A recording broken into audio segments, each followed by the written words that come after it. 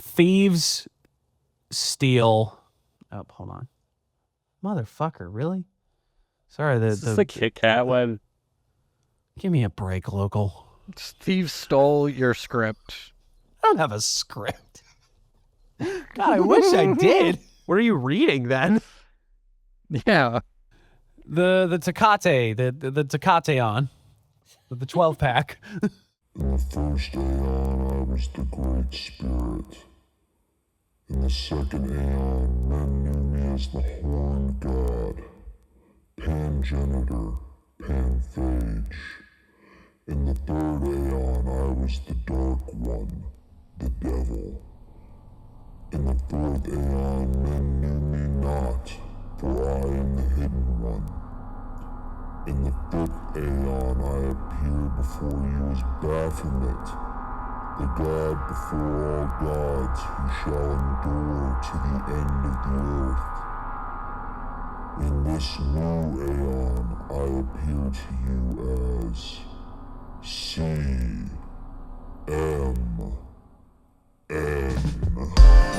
Imagine that there is a brilliant white light just above. Is commentary on the magic art. In the years of the primal force and the dawn of terrestrial birth. Oh, that was very educational. Now magic will take place. Don't be fooled by what I just said. Welcome, everyone. I am Serious Moment Kennedy, and this is Chaos Magic News, the objectively best occult podcast on the net today.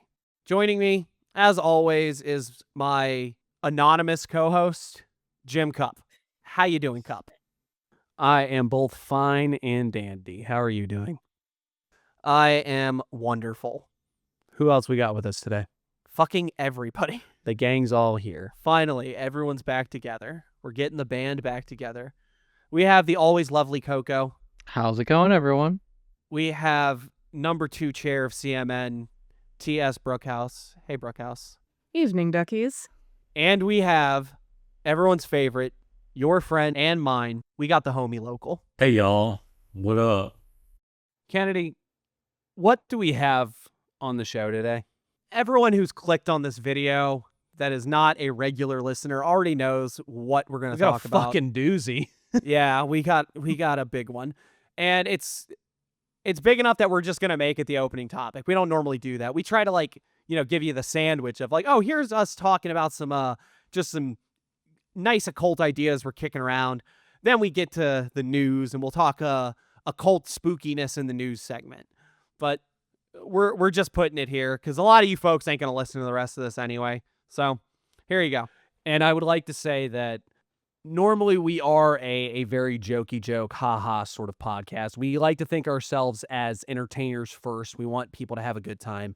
We are going to talk about a serious subject in regards to discernment in the occult community. It's something we harp on a good bit.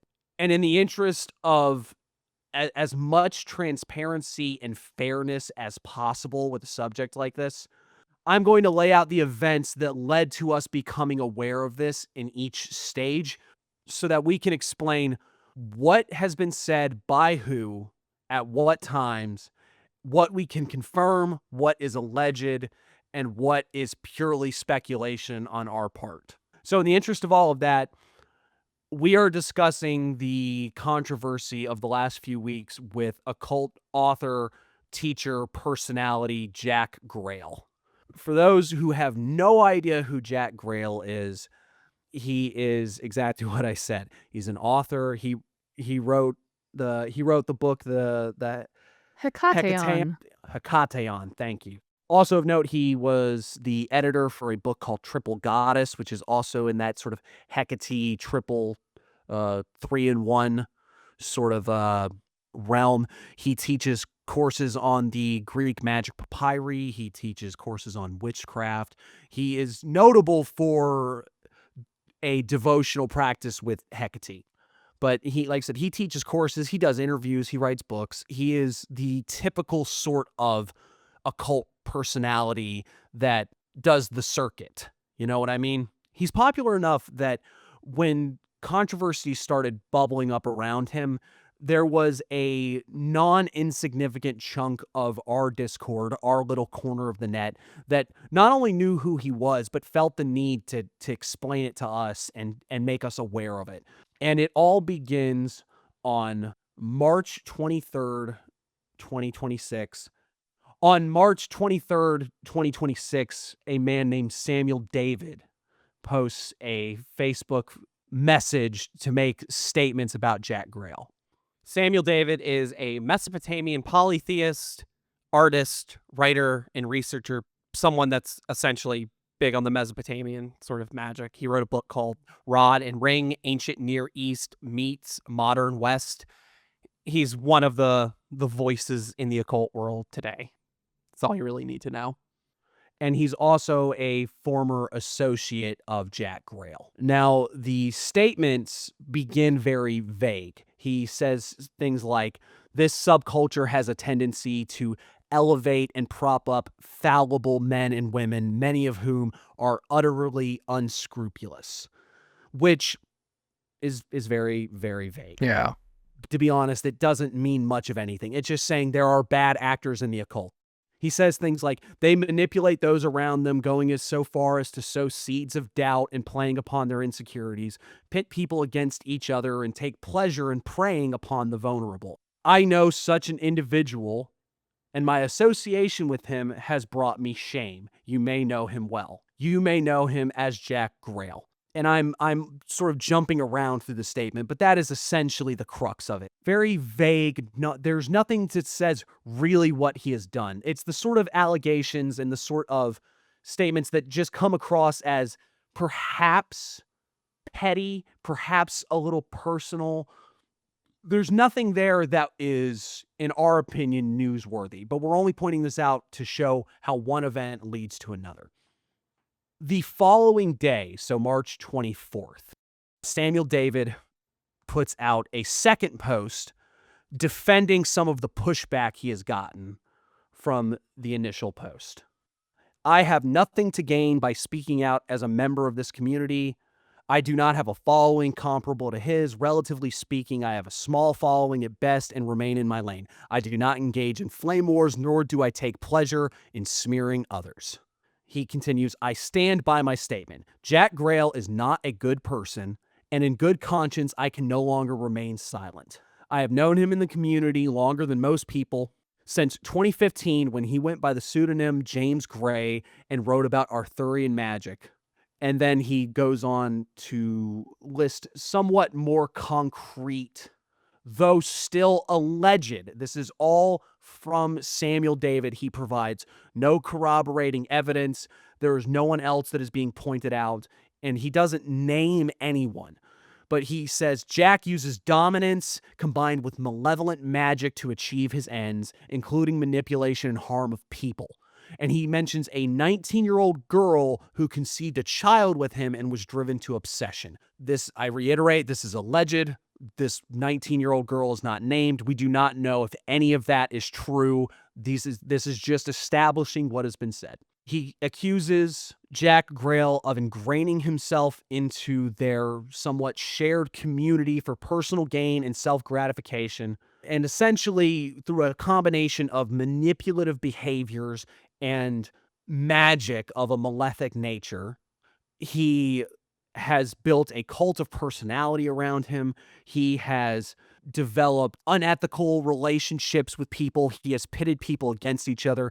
And Samuel David accuses Jack of attempting to break up his marriage, along with some other, I will say, less than compelling things, where he mentions getting left-hand path practitioners to recite the names of the god Abraham, which is anathema to the praxis. I find these sorts of things to be less compelling, and the idea of Jack using bad magic is a very hard one in comparison to some of the ideas of trying to break up a marriage or being manipulative or having a history with questionable behavior with his followers and stuff like that. But it closes out with making an allegation that is accompanied by a photograph, where he says, yesterday afternoon, so the day that he posted that first statement, Jack Grayle came to his home unannounced, banged on his front door before leaving when Samuel David refused to answer or discuss this with him. Now, for the record, this photo could be someone else. It could be taken at a different time, but just using your eyes, and it's from behind, but it appears it could very easily be Jack Grayle. It's not like Jack Grayle is 4'3" and this person is 6 feet tall. And I will say notably that it's someone with Jack Grayle's color hair, his sort of haircut, and the notable style of dress that you tend to see Jack Grayle. He likes sweater vest and dress shirts. He looks very proper. It's believable that this is him. But again, alleged. I can't say for a fact that this happened. I can't say for a fact that this photo is from Jack coming over to confront him. Or if it even is Jack. Again, use your best judgment. I'm simply reporting how this point A got to point B.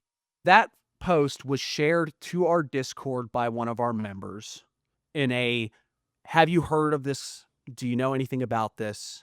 And I was only vaguely aware of Jack Grayle through Brookhouse discussing his book. That was about all I knew about him.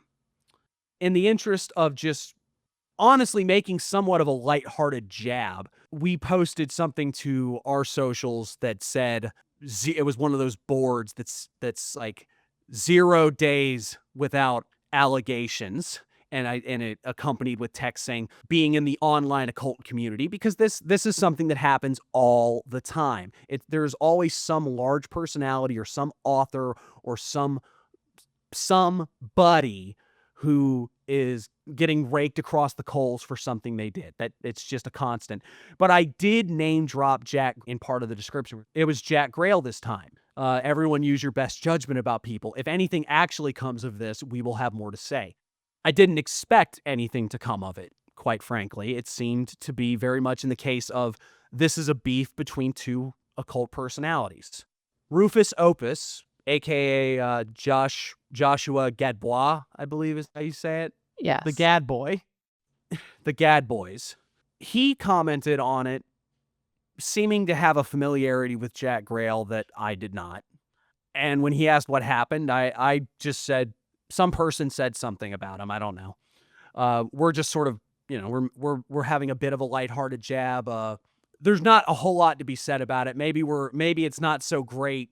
Maybe it's not so great us pointing this out when it is kind of drama, but it's how it goes sometimes. We're not always lily white paragons either. Well, there was a certain aspect of feeling that if anything had come of this, which again, we didn't necessarily expect, it was something to make people somewhat aware of.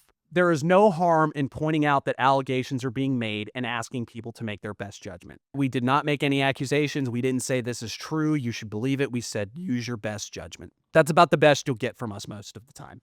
However, March 27th, so a few days later, because we were made aware of this on the 25th, we made our post. 2 days later, March 27th, Josh Gadbois also makes a post making another set of allegations of unscrupulous behavior from Jack Grayle. And just quoting here. Jack's a piece of shit in my experience, y'all. I don't like to talk about it because it only makes me look bad, but shame is the tool people like that use to keep their actions secret. So whatever. He had an online affair with my ex-wife, and I discovered it after I sobered up and been out of the hospital for a month. Our relationship was already falling apart due to my alcoholism and untreated mental health issues, and she reached out to him for help getting me to quit drinking. What with one thing and another, they ended up having an email affair. Oh, I know, so salacious. I was guilty of much worse, so I don't judge anyone harshly. If this were the only time Jack did that kind of thing, whatever, it makes sense. But this is his pattern. He happens to come up in a lot of similar anecdotes about being in sexual online and offline relationships with vulnerable women and fits the profile of a creepy online predator. It's not an allegation. I have receipts. I know more about what he likes done to his scrotum in his online domination fantasies that anyone should ever have to know. I will reiterate that I am quoting this post verbatim. While Gadbois says he has receipts, he did not share them. So again, alleged. This is just what is being said. My ex and I have long since moved on to better lives, and I am confident we are both happier and healthier now than we ever were together. Following along, he says, everything Samuel says in his post is consistent with my experience. So now one voice has become two voices of mentioning patterns of unethical, unscrupulous behavior involving women, involving getting in between couples, vulnerability, the idea of you came to someone for help and then they arguably took advantage of you. Again, all alleged. We can't prove any of this, but I will reiterate, Josh Gadbois did say that he had receipts. So he seems fairly confident that if he were to be taken to task, he could prove what he was saying. And then, this was pointed out to me right before the show, but it's worth bringing up. On April 2nd, Nicole Gadbois, who I believe is Joshua Gadbois' current wife, made a comment on Samuel David's second post, mentioning that Jack Grayle had sent her some sort of unexpected and unsolicited gift, and that it didn't feel right to her, and she ended up burning it.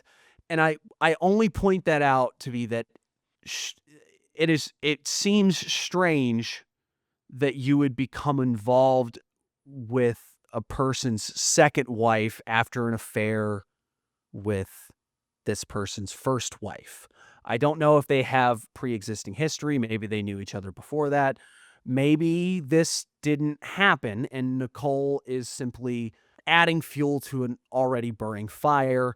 Because again, these are all alleged. I don't have photos. We don't have things to prove that these are totally real. You have to look at these people's credibility, and you have to look at the pattern that is being established and make your own assessments. Even this by itself, we would have left this alone. We would have said, this seems to be involving personal drama between multiple people, and relationships are very messy. Hearsay is very sloppy. If that's all there was to this, we probably would have left it alone. It would be better to just call it what it is, drama. It certainly would affect some people's opinion of Jack Grayle, but it isn't. It's ultimately a very hard thing to pin down and say what really happened. Yes, this is all hearsay between voices in the occult world, which happens all the time.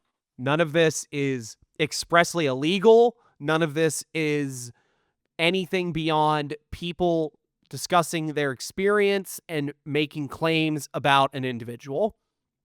That's all this is. There is no smoking gun here to point in any direction and say, aha, I have the truth.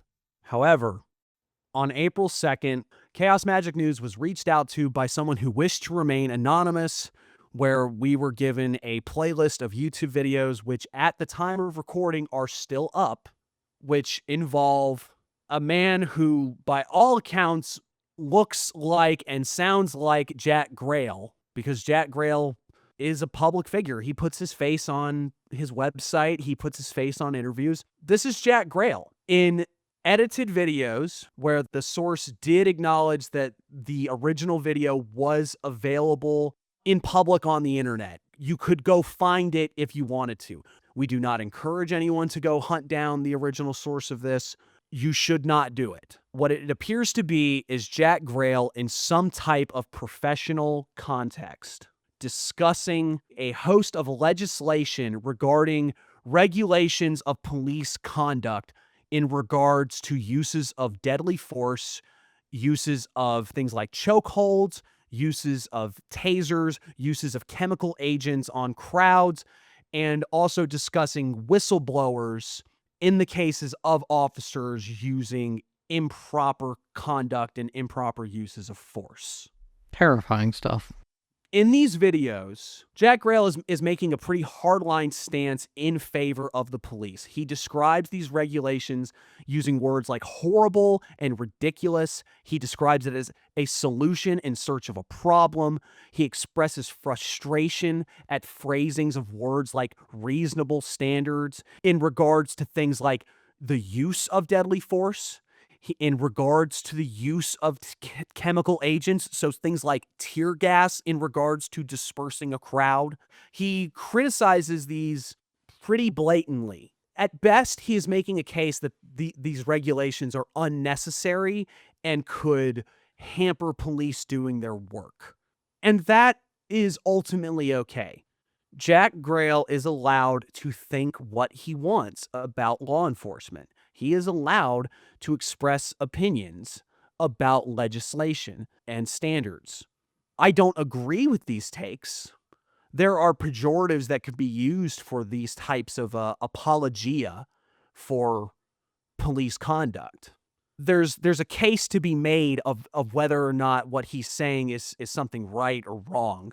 But ultimately, these are all within the realm of an acceptable opinion. He's not saying that he doesn't go like police should be able to put you in a headlock and throw you in a river. He's not saying that you should be able to shoot him for blinking. He isn't making anything outrageous, but he is very much bristling at the idea of police being hampered by regulations at a time where there is a very adversarial relationship right now between law enforcement and much of the public. We can say that. We should note that this video is from 5 years ago. Yeah, as far as we can tell, this video is from about 5 years ago.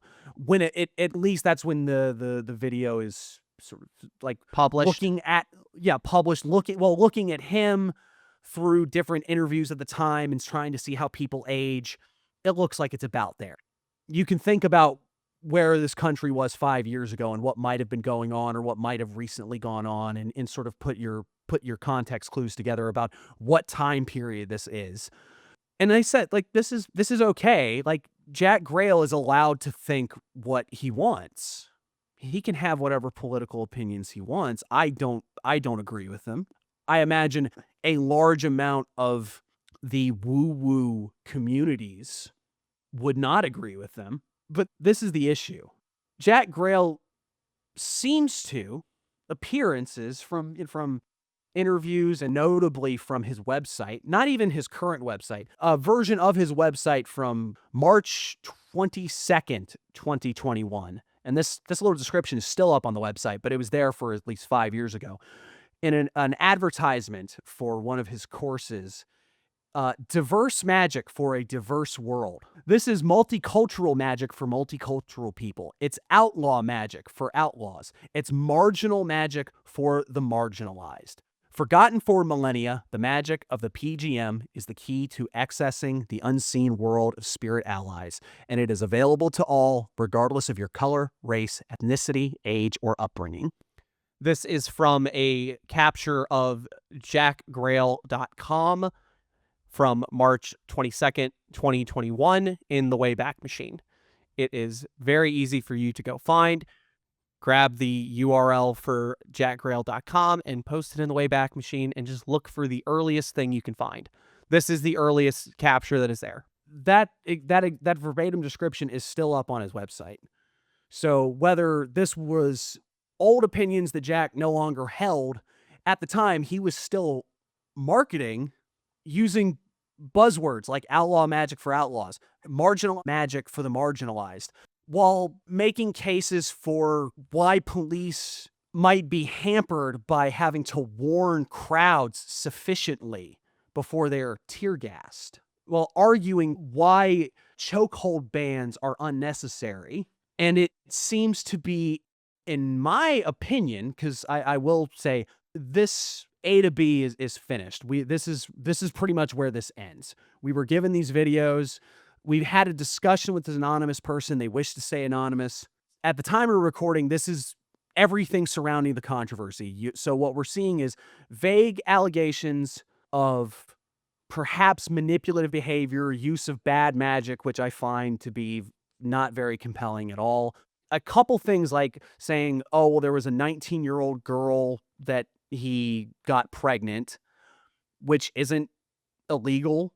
For most people, it isn't immoral. It's consenting adults. And again, no proof that any of that actually happened. Saying he tried to get between me and my marriage. Again, no proof that actually happened. You have to decide, is this person credible or are they not? Gadbois saying he had an affair with my ex-wife and I can prove it. He did not provide proof yet, but he says he can. Again, make your assessment. Is that credible or not? Does it fit with this pattern? Gadbois says that there is a pattern of unscrupulous behavior. Again, where you have to make your own assessments on whether any of that is worth your time or credible. Also, again, of note, allegedly showed up to somebody's house after they made a Facebook post about them trying to confront them. If you find that to be credible, if you find that to be compelling. However, the videos that we were sent are Jack Grayle. They are Jack Grayle saying things, describing regulations on police as ridiculous, that they're unnecessary, saying they're not important, saying they might hamper things, saying he thinks that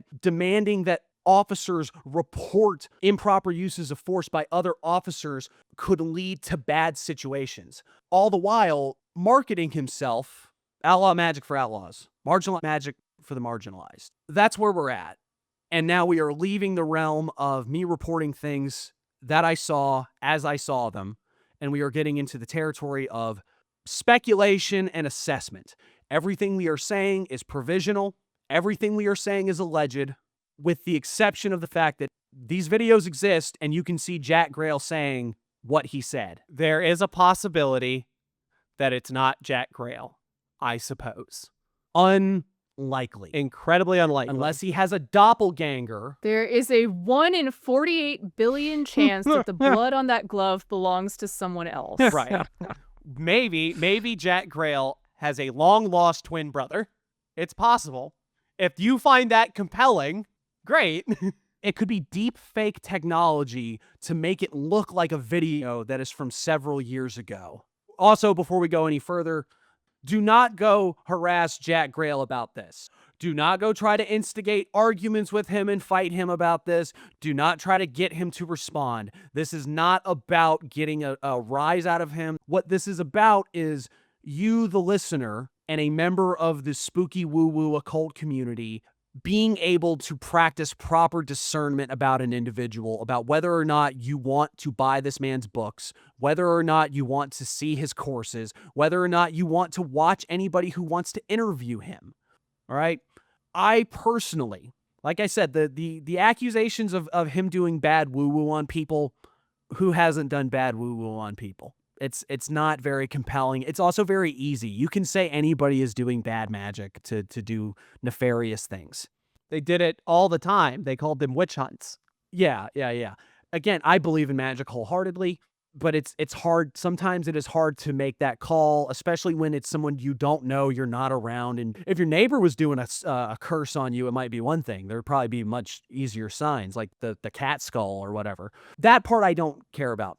For me, the pattern of behavior that is being laid out, that I mention David and Gadbois by name. But of course, when things like this happen, other voices start coming out. People show up in comment sections to say that tracks or that doesn't track. That sounds right. So there is a pattern being established of unscrupulous behavior, which frankly just isn't surprising either. I don't want to say just because someone said it in an accusation that means it's true, but think horses, not zebras.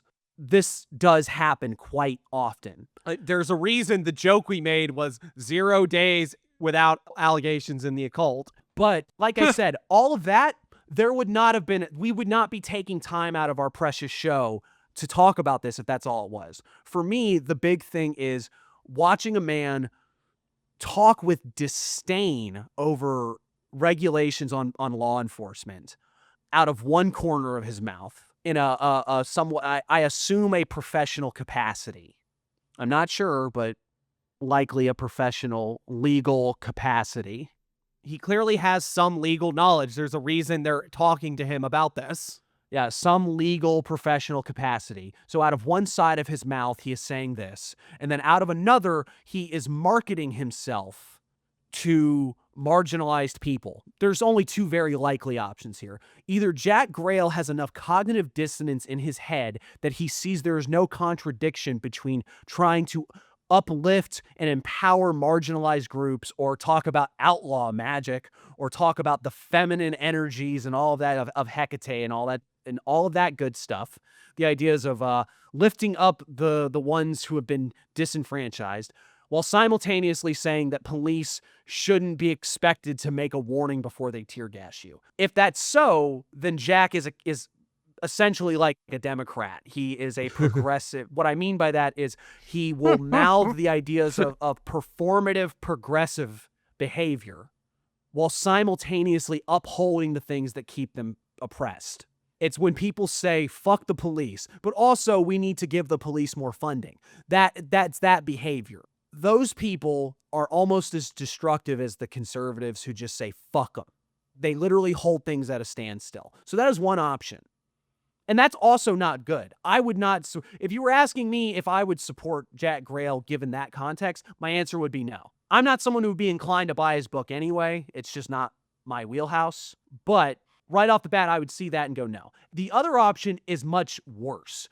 What it is that it is someone who is willfully misrepresenting what he does and what he's about because he knows that his actual opinions are wildly unpopular in certain circles. Particularly the small niche culture of occultism.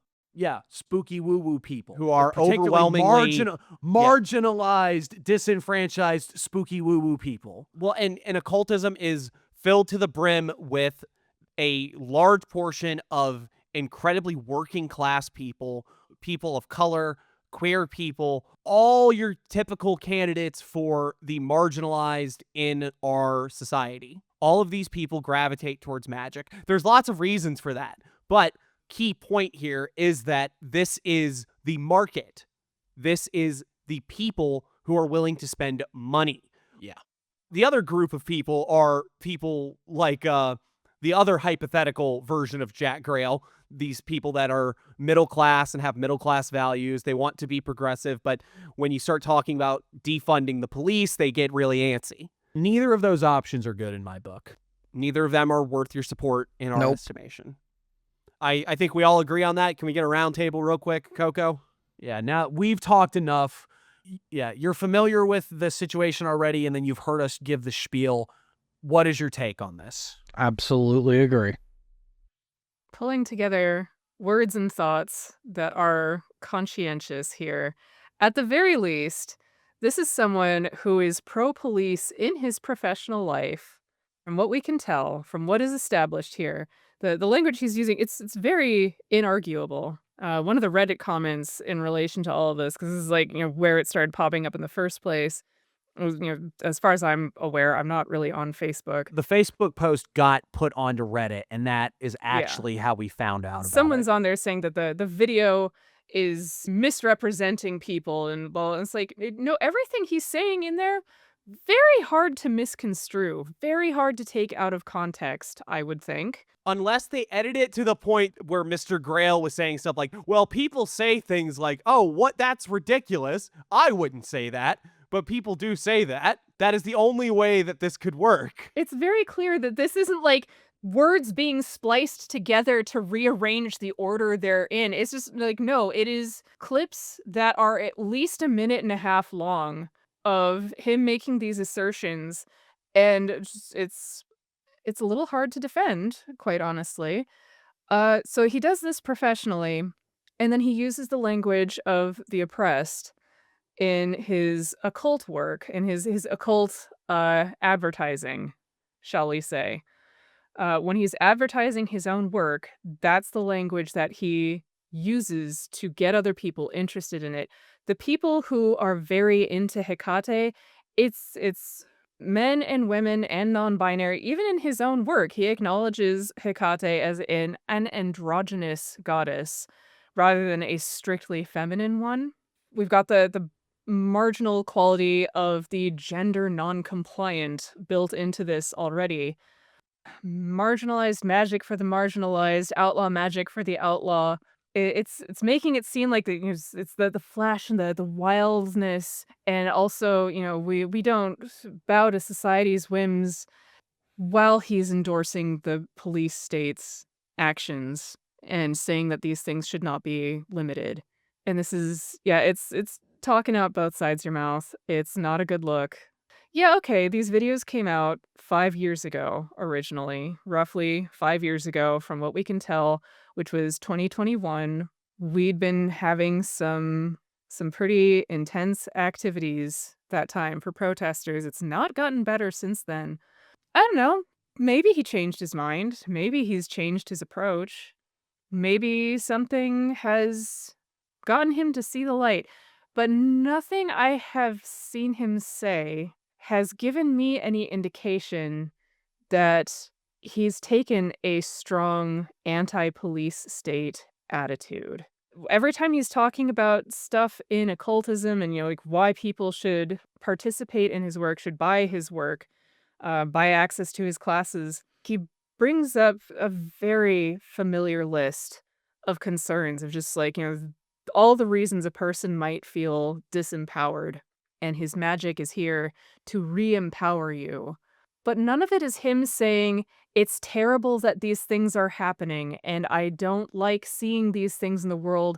He's never actively condemning any one political group, any particular actions happening in the public. He's very carefully sanitized how he talks about it.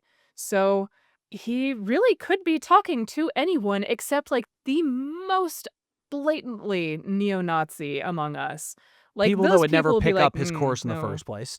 Yeah, like he Yup. knows who he's advertising to, and he uses his language accordingly. And again, there's this element of faux subversiveness, but also in a way, when you think about a lot of political pundits, for lack of a better word, that basically behave apolitically. And there's a lot of folks in occultism that get really upset. We run a page to promote the podcast, and we share our opinions on a lot of things. And we have gotten more than one complaint about the idea of magic being political. And it's almost always from someone who is ultimately on the side of oppressors. That's the dirty secret, is they Yep. don't want you to talk about politics because they're just fine with how things are. And I'm not even saying that that's what Jack, but I've told you, he's either so blinded by his own hypocrisy that he doesn't see it, or he is willfully misrepresenting himself, and I don't like either of those. And then if you couple that with again, use your own judgment, decide if these are credible or not. But if any of the more creeper manipulative parts are added, that exacerbates it. That makes the whole problem that much worse. And ultimately, it just comes down to this problem of, sadly, nobody is that surprised when stuff like this happens in occultism. Not in the slightest. It's very commonplace. No. I wish I was. I really wish I was. You want to be. Local Coco, do either of you have any thoughts, having heard all of the ins and outs of what's been going on? Nothing that wouldn't just be treading over the same ground that's already been covered, but yeah, it just the only other thing I'd like to add is a lot of his wording and a lot of leaves a really bad taste in my mouth. It really makes me question how genuine arguments previously put forward actually are. And that's kind of where I land with it. It makes everything else that he said at this point suspect. Exactly, yes. I think this is the thing, is just there's nothing in here that can be definitively proven, but there's a lot that raises some significant questions, especially if you are a leftist or left-leaning in your politics. I think if he wants this to go away, he's going to have to actually own some personal stances. And we will say, Jack has not responded to anything at this point. There's no public statements, at least not that I have seen, no videos that have gone up, nothing. He's done nothing to address what's happening. And I think until he does address it somehow and, make some acknowledgement of what he has said, what he has done, where things aren't lining up, and what he's doing now, there's very, very good reason to want to step away from his work as a person who, follows occultists who are, writing books and things. Something needs to be said before any future engagement happens. Yeah, like you can't just let this go away on its own. Local, are you with us still? I mean, mostly. Do you have any thoughts on any of this? You guys seem way more involved in this than me. I'm just like, hey, it's a guy, and he seems like a creep on the internet. Yeah. Okay, that's full fair enough. disclosure. Fair Local enough. didn't know who Jack Grayle was at all before this. We had to inform him. Yeah. Yeah, I mean, Local's luckily blissfully unaware of most occult drama until we bring it to him. And that's totally fair, man. We don't worry. We're gonna get to the headlines a little bit in just a second. We're gonna be able to talk about fake tits and whose husband they're on, and we're all gonna have a hearty belly laugh to get the bad taste of all of this out. So it's okay. I just didn't want you to feel like we were talking over you. Oh no, I got no idea who this guy is. I'm like, hey, dude sounds like a creep. Glad I don't know who he is. Dude sounds like a creep. Local weirdo. That's going on the episode tagline. There's an angle of this we haven't discussed at all yet, and that is, what does this mean for Grail's magical work? As we said earlier, a lot of people in our Discord were familiar and had experience with Grail's work. Brookhouse has had experience with Grail's work. Yeah, there are multiple people. I keep seeing it. I saw it on Reddit. I've seen, other people submitting Facebook comments, through alternate channels. Just like, yeah, a lot of people are getting rid of or burning their books or, otherwise cutting his work out of their life because, like, for them, they're much more staunchly against this kind of thing. And their threshold for working with it is a lot lower. The dude does do his research. As a book, the Hecateion has some really cool material, some interesting resources. There have been murmurings that he worked some questionable stuff into the book itself. And this might just be straight up occultist paranoia. And some of it is like, I hear he puts hexes in the book for people who are pirating it. It's like, okay, not unusual. Hardly the first occultist to do that. Oh yeah, book curses are great. They're all Yeah. over. Not gonna hold that one against him. I can understand why it's no one gets into occult book writing to make money. Like this is nothing. Even like the nice editions of the Hecateion generally will go for like $70 to $90. But a big part of that is just making the book because it is a beautiful piece of work. There's an artist who needs to be paid for the material that goes into this too, because there's some very cool art in it. I can understand why something which in any other regard would be considered a nice looking coffee table book. Like it's that level of content, right? With the art and the nice pages and everything. So it's just like I can't really go off about the money spent on it. It tracks with a book of this nature. And this is also why I would say don't fucking burn it. Like, if it's a nice piece of material, at the very least, you could probably sell this to somebody who still, they don't care. The money's already spent, they'll pay for a pretty copy. Paint or over the cover, hollow out the book, and keep stuff in it. There you go. There you Keep your go. gun in it. I don't know if it's quite big enough for that actually, but I got a very Keep small gun. in it. Yeah, keep a small gun in it. Yeah. I keep the normal gun in the encyclopedia. What do you think? that I fully makes This sense. is What was America, I even baby. thinking? If you have the book, the work is solid. I also think, use your judgment if you are continuing to use the work because, again, it's just how many fucking occultists out here have done something a little shady And they're still part of the canon, like a gun spell to Like hide a a gun gun in spell. a book. Yeah, exactly. It's a glamour. It's a gun glamour to make people think your gun is a book. No, it's a gun glamour to make my small gun look much bigger than it is. No, this is just a Kybalion. It's fine. There you go. As the resident person with problematic faves. Y'all have heard this show before. Oh, actually, all you Jack Grayle people that have come in to get the tea, you don't know. I'm a big fan of this little guy named Martin Heidegger. He's famous for writing this wonderful book called Being in Time. It's got all these interesting ideas. I mean, he might be known for being a Nazi. That's a thing, maybe. I don't know. But no, not only that, but even in occultism, we enjoy Michael Burdio. Right, yeah. Problematic up fake as voodoo. hell.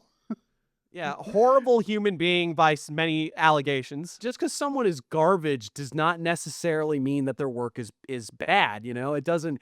In fact, Aleister Crowley, who? Crap person. He's just he's the easiest hammer. This is like the Godwin's law of occult arguments. Just someone's gonna bring up Crowley eventually about occultists being shitty. That's the thing. No one even argues that Crowley was good. Everybody that even likes Crowley only argues that he wasn't as bad as people act like he was.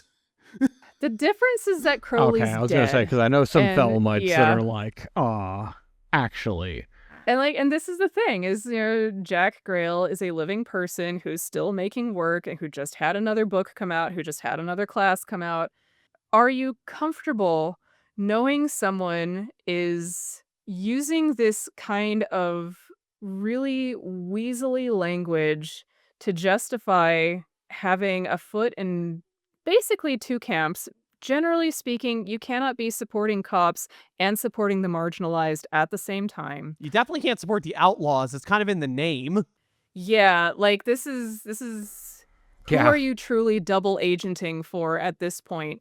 Are you comfortable with your money going towards this person? And if you are, that's your business. But not only that, are you comfortable with, if you're taking a class, if you're getting involved with this person, do you trust this person to have your best interest at heart? Yeah. And then you add the elements of the allegations of the stuff that we cannot confirm happened. But again, do you think it's credible or not? If you do think it's credible, you certainly wouldn't want to be around this individual. We got into the stuff with him, using left-hand magic, but then was it Samuel David was saying some people do not feel comfortable with using the Abrahamic names of God, and he made them say it in ritual, and they felt tricked. And that part, there was a lot of people going just well, why did they say that? First of all, that is not against the left-hand path. So this is where it starts getting into the weeds of people and individual approaches to magic. The thing that Samuel David said specifically was that Grayle had bragged about compelling participants to use the names of God. And so this implies that Grayle either mundanely or magically had people acting against their own best interest during ritual. And got jollies no after one, it's one thing if someone's using self-supporting magic to, glamour themselves into looking better than they are, or making it more likely to sell more books, or putting a hex in the book so that it cannot be pirated, or someone who does pirate it will feel consequences for having pirated it. That's one thing. That's one of those things where you're just okay, I guess all of that, I can see why, that falls into a gray area. It's something else when you as a practitioner find out that a practitioner you are working with is using magic on you to make you do things you wouldn't ordinarily like to do. And I can see why someone might have some feelings about that. Again, we can't prove this. This is, the trouble with discussing occultism and magic is even if you yourself are an occultist or a practitioner, you can still approach this okay, but how do we know it was really that he did magic about it, or this person is just, doing some, It's like, oh, I didn't want to, but he made me, sort of pearl-clutching nonsense. Like, you don't know. The fact that Grail allegedly bragged about compelling participants to do something they would prefer not to, again, this is Sam David saying things. We don't have proof. However, that is still a little disquieting to read. Yeah, very much so. There's all sorts of stories of what, because we're dancing around it. What these allegations sort of amount to, as far as Jack Grayle being a occult teacher, an occult instructor, is that he's building a little cult around him. That's what he's doing. He's getting people to be invested in him as some sort of authority and getting them to do things, getting them either comfortable or compelling them, magical or otherwise, to do things that they would not want to do of their own volition. And whether or not you want to take this as an angle of, oh, this is magic, or if this is just a guy doing that sort of thing, it's uncomfortable. And it's uncomfortable because it's exceedingly common. It's not a crazy allegation to make against someone in the grand scheme of occultism. It's really not. It's parochial. It's mundane. It's normal. You hear about it all the fucking time.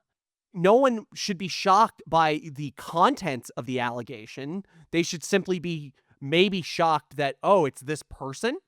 Oh, wow, I thought they were one of the good ones. Brooke, you know what you should do? Yeah. You should send your copy of the Tecate 12-pack to local.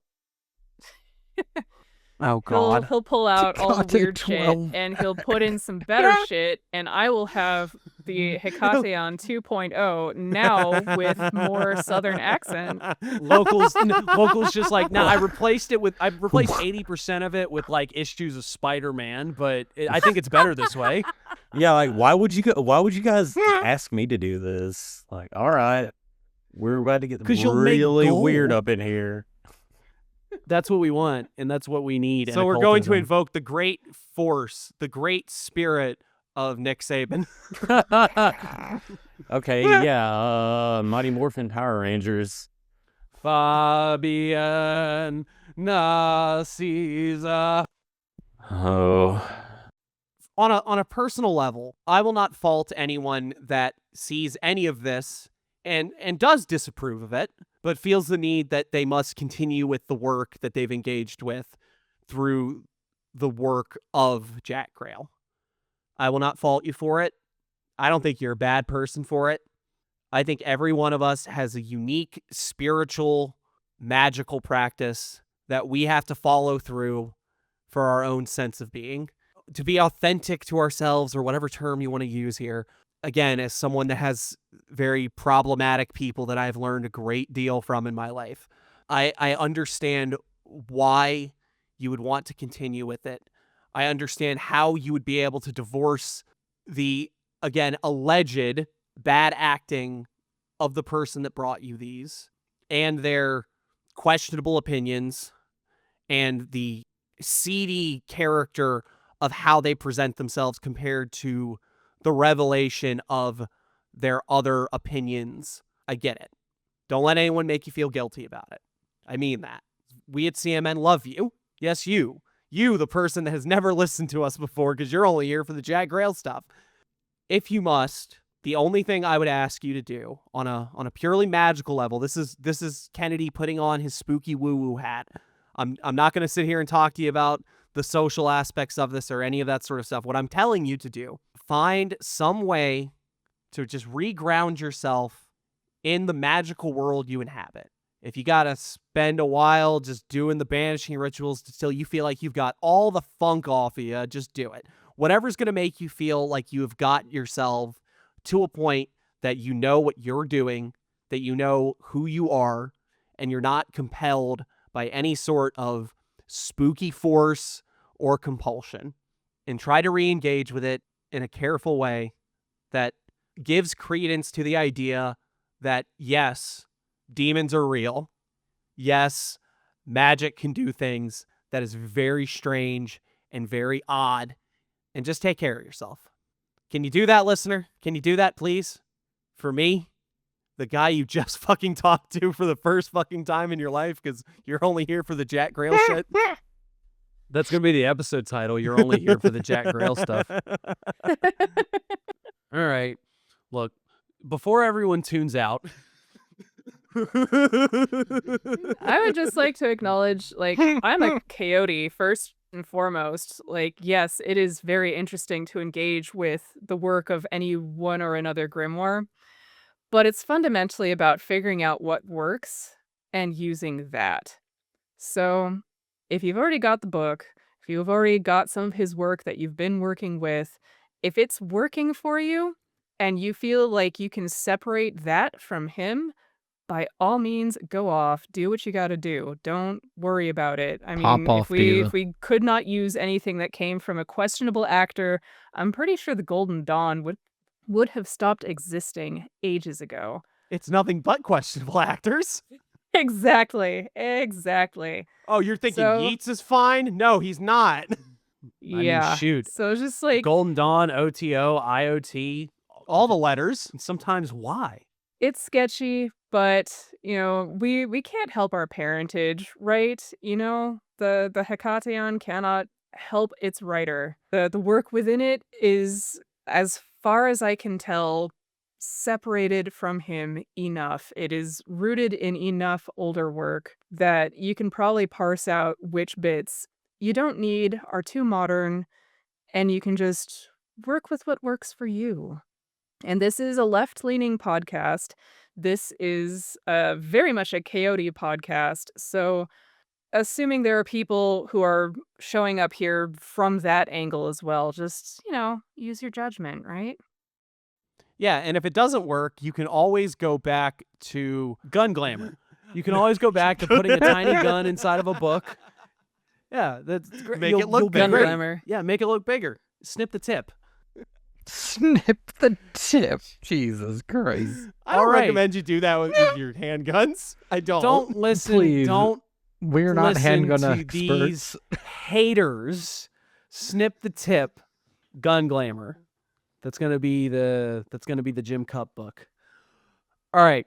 I thought that was going to be the name of my memoir. Local.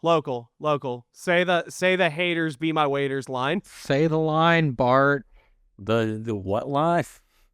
The haters are gonna my haters are gonna be my yeah. Oh yeah. Eric Adams. All my haters are about to be my waiters when I'm dining at the table of success. There we go. Period. All right. An incantation for us all. Now, I will reiterate this one more time before everyone stops listening.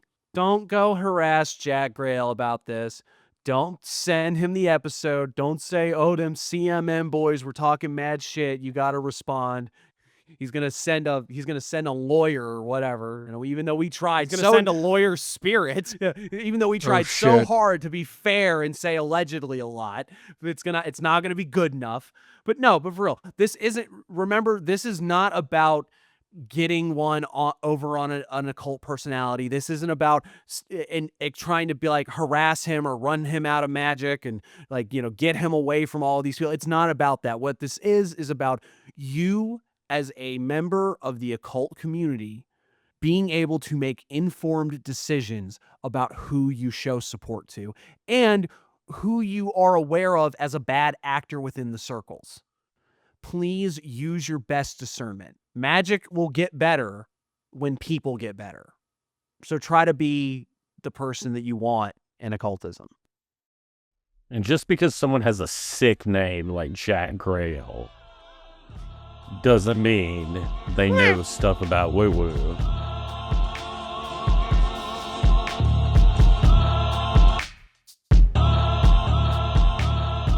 Well, to get over the horror that we have unleashed by speaking of unspeakable evils, we're going to do what every good coyote should do.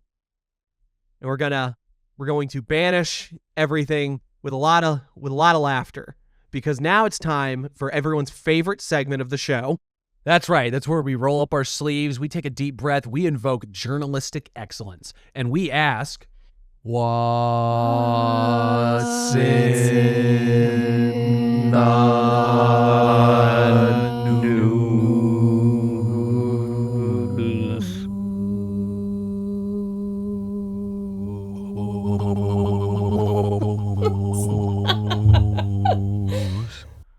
What's in the news?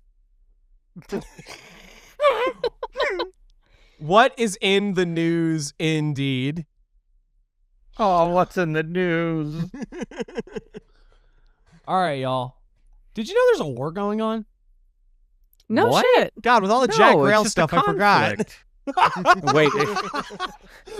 Wait, are you sure it's a war, or is it just a sustained military conflict? Only Congress can declare war, co-host. Yeah. Yeah, what the Well, fuck? for the sake of not incurring any accusations of slander, it is not a war. No, that's okay. We can say whatever crazy stuff we want about the government. They're not listening. Well, I mean, they're listening, but you know, Oh, the government listens to the podcast? Oh. You They're can not cut- feeling that litigious.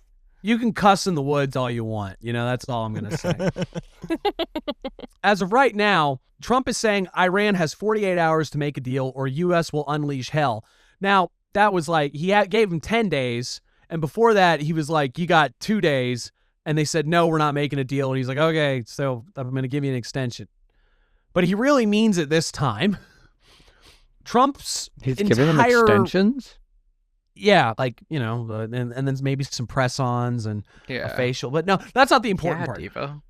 The important part is Their that falsies are real convincing, I gotta say. We're getting to that.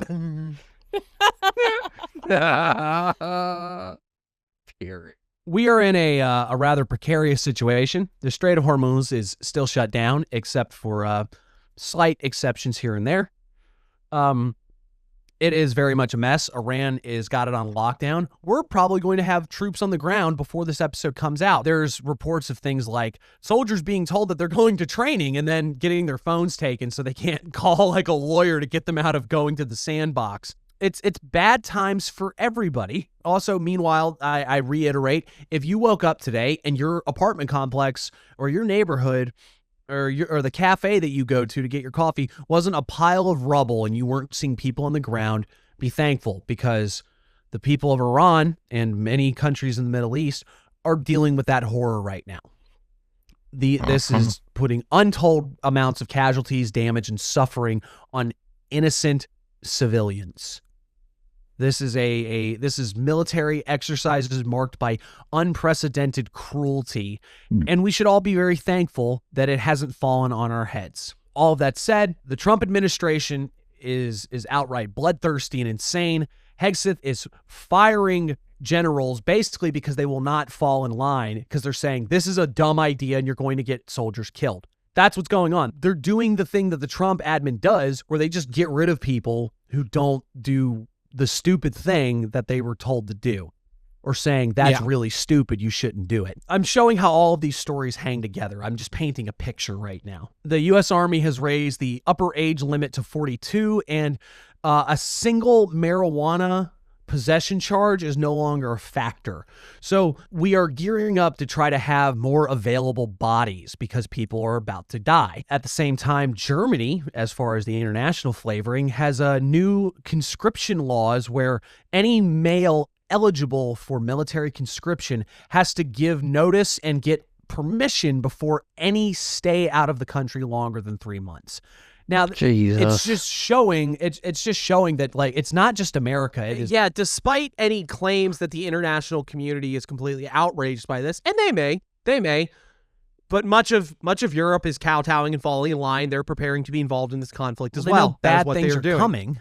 You know. Yeah. Meanwhile, and it's part of it is because there's a looming energy crisis. You know, a lot of the reserves that were already available when all this stuff started are running dry. Not only is Europe gearing up for their energy crisis, but like countries like the Philippines are absolutely floored right now. They're going into emergency mode, like, you know, fuel rationing, all kinds of crisis measurements.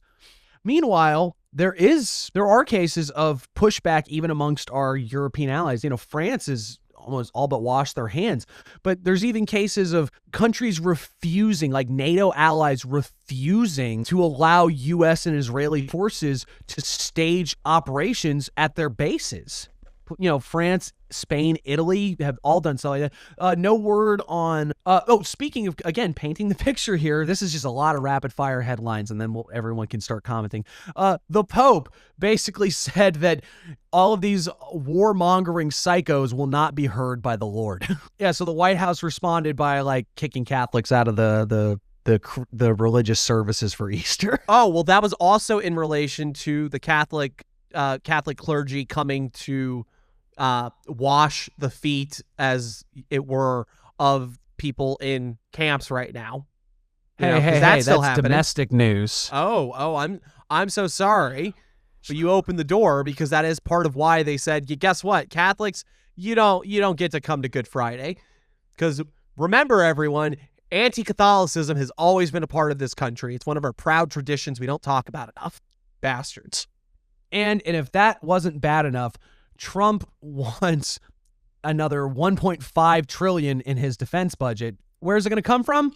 By cutting all the things you're thinking, like aid for farmers, aid for Medicaid, like for people with Medicaid. The farmers, I thought he cared about the farmers. Oh no. Fell for it again.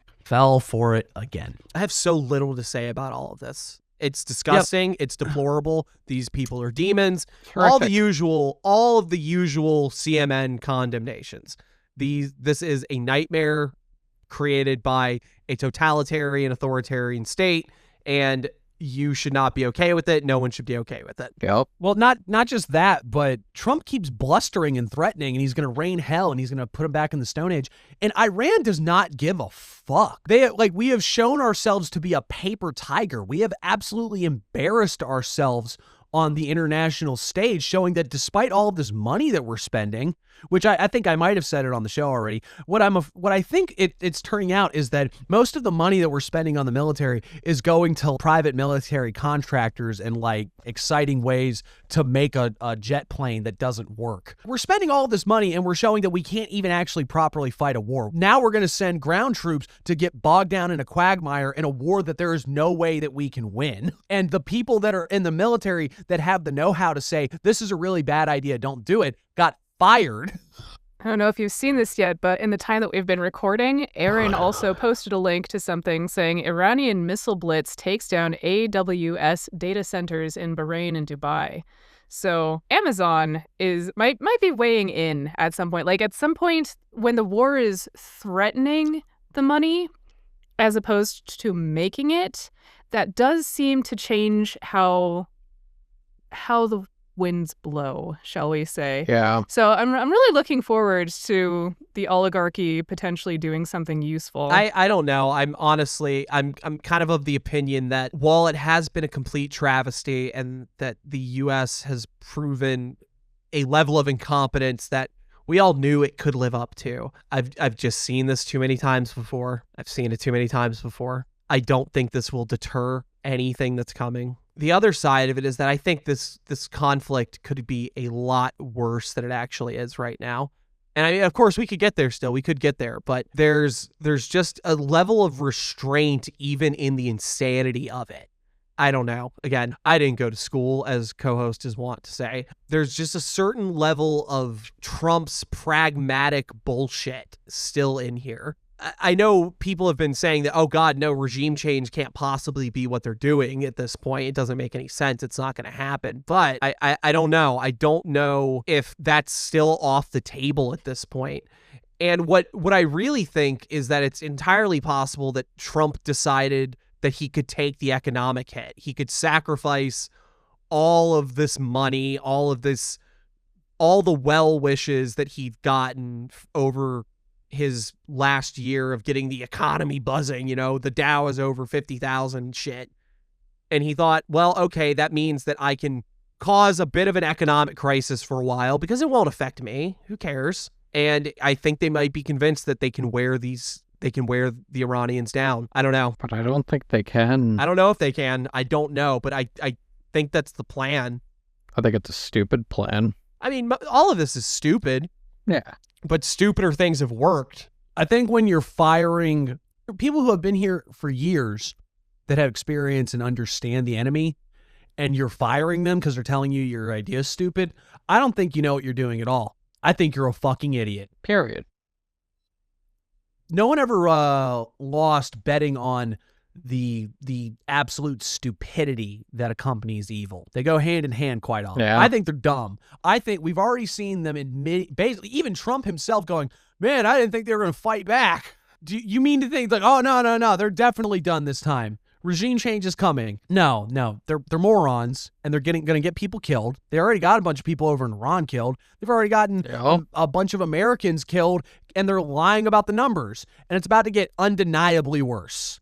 I don't think that they're playing a long game. I think every time somebody says Trump secretly knows what he's doing, they've been proven wrong.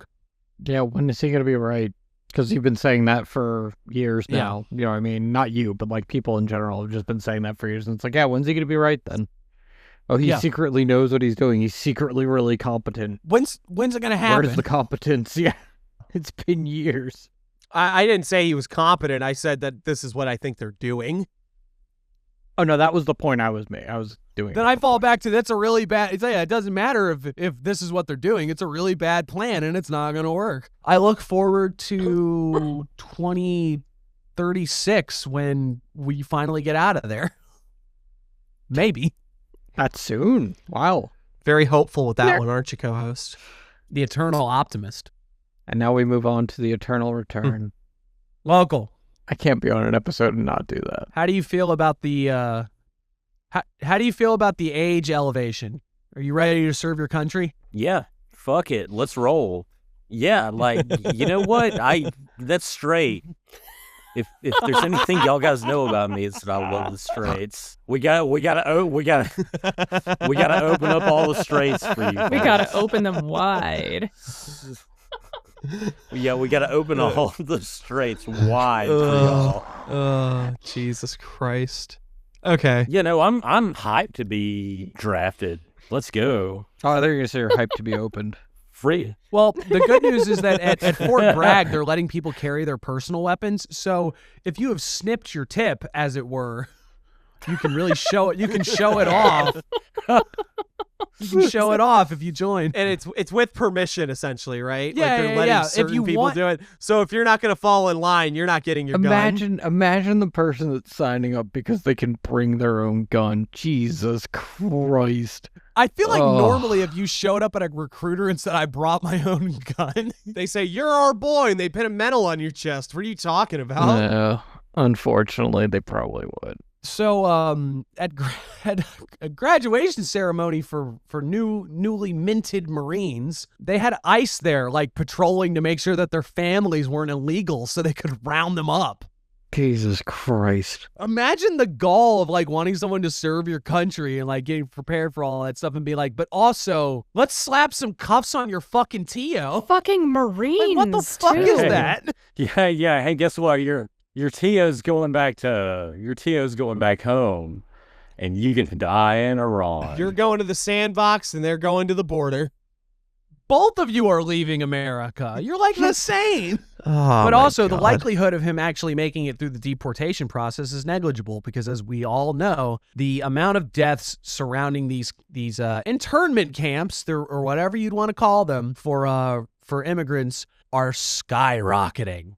Anybody who is trying to put a good face on this and being like, oh, it's just enforcing the law. No, you're sending people to die in a camp for a misdemeanor, and you need to own that. Yep. And now that brings us to the Catholic Church marginally following what Christ might want them to do. After a judge demanded For once? that you had to let people in and to be able to give them religious rights and stuff like that, a group of Catholic priests came and washed the feet of people that were being detained. And the White House is really mad about it. Yep. Well, you don't get Good Friday ceremony anymore. You're not Christian anymore. We're right back to the no Catholics line. Gotta love tradition. Yeah, he said you can never be Christian enough. Right. And that's the problem. It's like, because the minute that you'd say, hey, I think war is bad and we should take care of the poor and all that, all the things that the book actually tells you to do, you are the worst type of Christian and they hate you. What they're interested in is people that will say, Jesus told me to kill brown people. That's what they want. Because no one's listening because everybody was here for Jack Grayle. But definitely none of the conservatives that are listening, because none of them are still listening. But if you're a conservative somehow, if this got put on a thumb drive and put inside your survivalist bunker, I don't know, you need to own all of this shit. Now, the other thing, though, is ICE, funnily enough, has been busy. They've been really busy because now they're just getting sent to fill in for anybody. Like, if you're a TSA agent and you stop coming to work because you haven't been paid in over a month because the government is still technically in a shutdown, or at least the Department of Homeland Security isn't being funded, don't worry. We will send 5 ICE agents to stand at your post and not do your job and instead just sort of like look a little confused, like, what are we supposed to do? I look forward to the other positions they're going to be filling. You're going to, like, teachers are going to stop getting paid, and then they're going to be sending ICE agents in to teach you how to do math. They can't do math. Yeah, I was going to say. No, they're going to be like, they'll be able to. It'll be like, check it out. So you got a family of 4, and then you rip away the children, and now you have 2. Oh, my God. Internal Revenue Service. You need a doctor because hospitals are shutting down now because of Trump-related budget cuts. You're going to be like, oh, man, I injured my back. And then they're going to be like, oh, man, how about I just club your foot? And then you'll forget about all the pain in your back. And then Jack Grayle will say that he gave you sufficient warning. Yeah. But thankfully, the guy that made this a problem of them not getting paid has now solved the problem by an executive order to give them back pay. Except the Senate, after finally approving a budget to make sure that these guys were going to get paid into the future, passed it to the House of Representatives, who were like, we're not going to vote on it yet. We'll worry about it later. Nah, I don't feel like we ain't flying anywhere. Yeah, like we're not going anywhere. It's fine. We have our own lines, and we have our own lines in our private jets. It's fine. Who cares? Sucks to suck the rest of you guys, huh? You guys use the TSA? So we've got at least at bare minimum, like another 4 or 5 days. It's probably going to be longer. So our government can't pass a funding bill. President is claiming credit for a problem that he created. ICE agents are just standing around doing nothing. I really want to know what the hell Kristi Noem's doing. Huh. Oh, wait, she got fired, right? Oh, yeah, she did, didn't she? Yeah.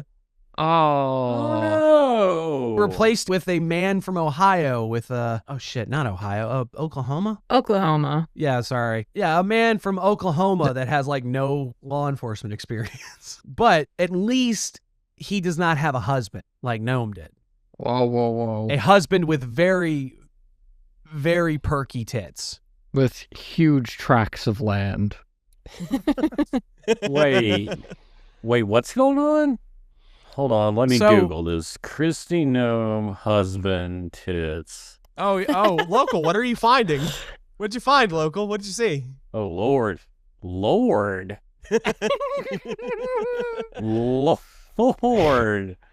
Do you need a minute? All right. Need some alone time? I mean... You'll just mute the mic and carry on? Yeah. Bryon Noem, husband of Kristi Noem, among other things, seems to enjoy what is called a bimboification fetish. Care to explain that for us? No, I think your parents should have explained that. You're all adults. You see, Jimmy, when a man loves a huge set of mommy milkers. You see, when a man is a staunch conservative that seems to have a hatred of gays and transgenders, often he will put big tits on. Sometimes a man just want big old titties. He's doing shadow work, okay? He's addressing the part of him that embodies what he hates. He's addressing, all right. Yeah. Hey. What is this fucking clown country? Like, what is going on here? Like, how many cases of like, somebody doesn't know, somebody is really mad about gays, and then they're caught in a room with like a male prostitute and a pile of meth.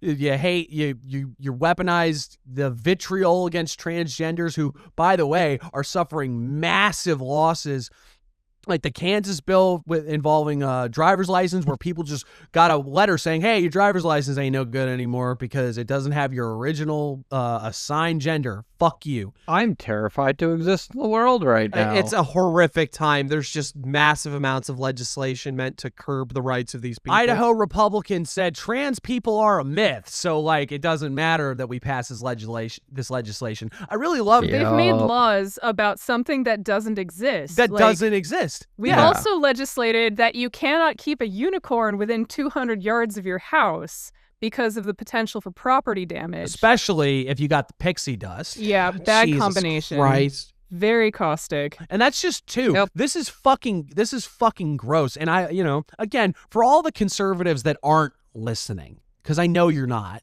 because you were only here to hear Jack Grayle.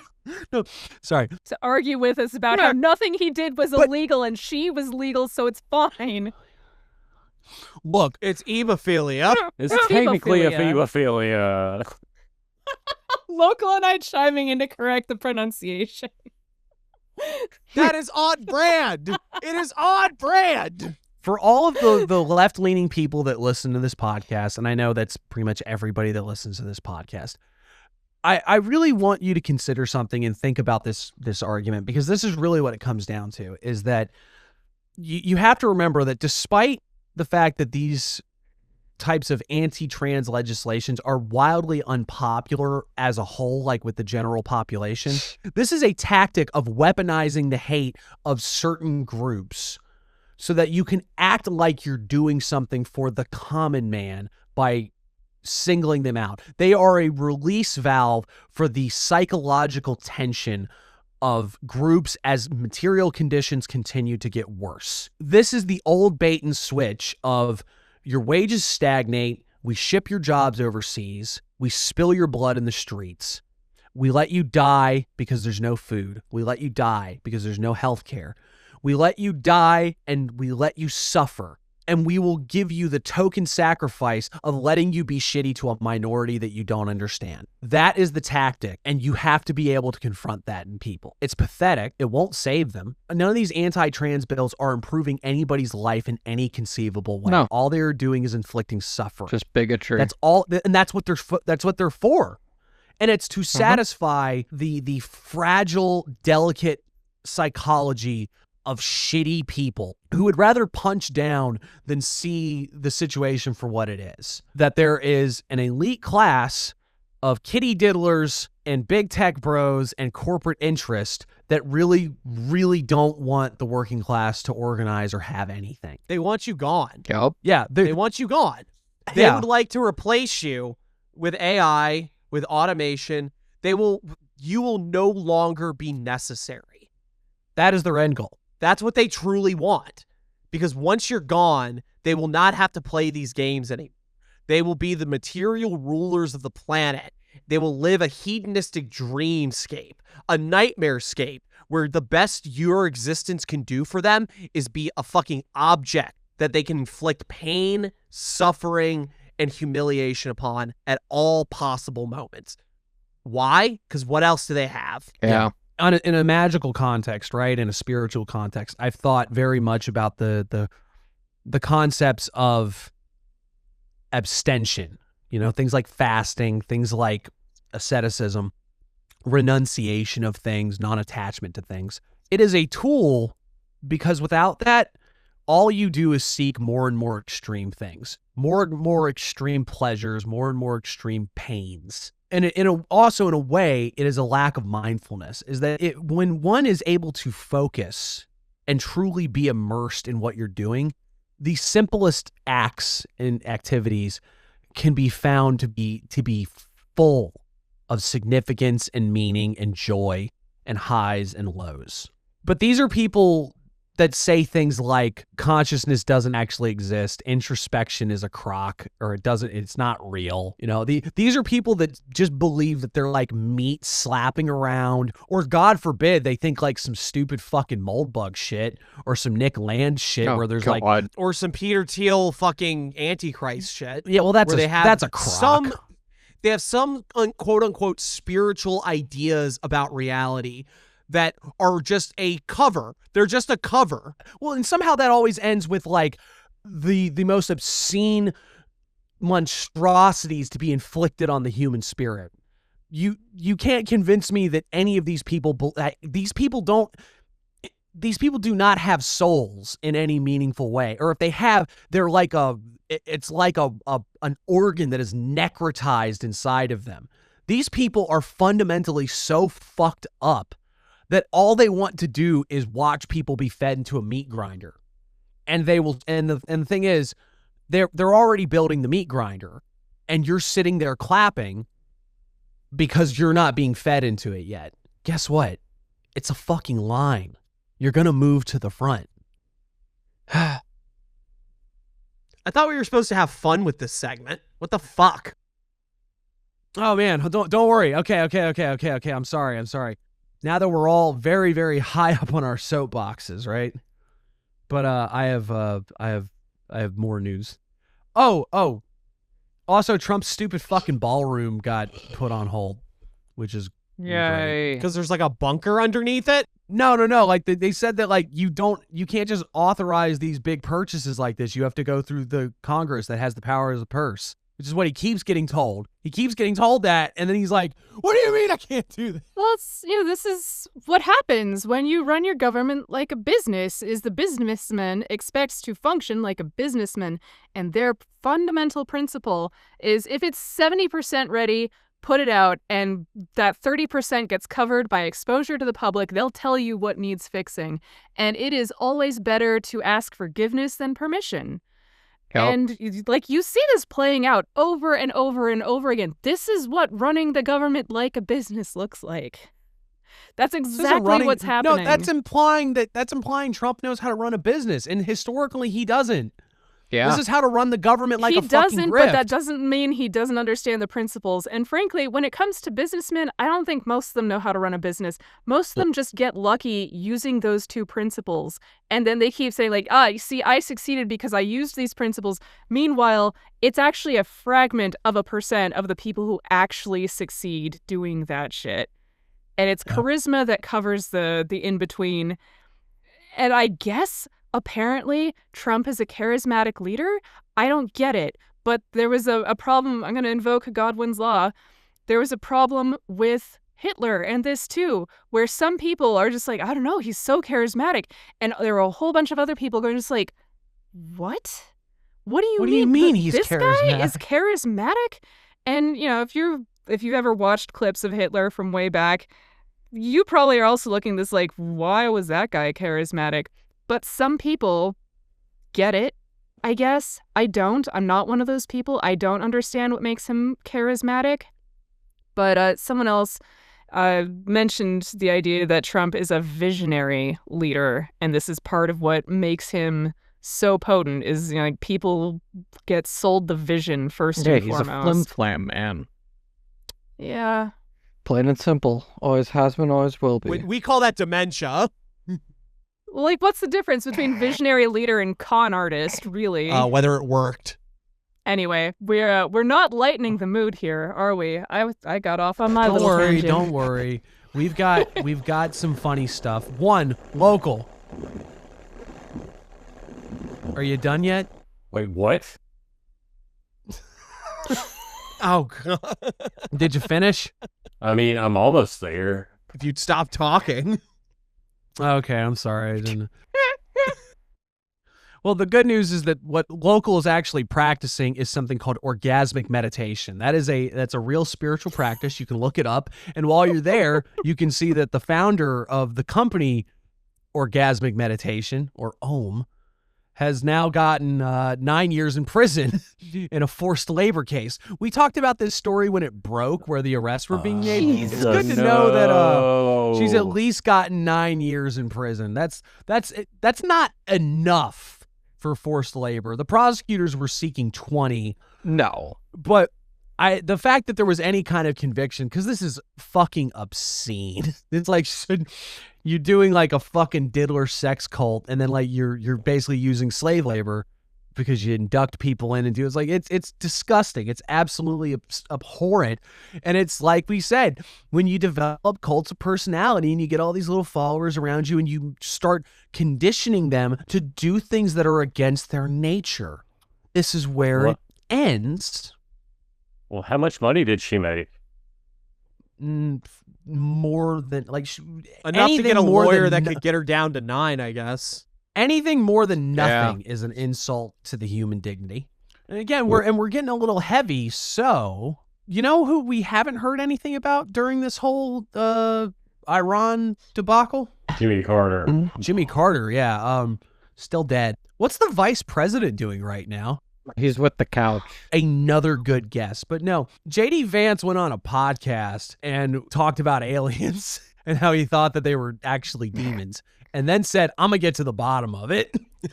I'll be honest, if Vance says he wants to get to the bottom of anything, it's probably to fuck it. I already took out a pope.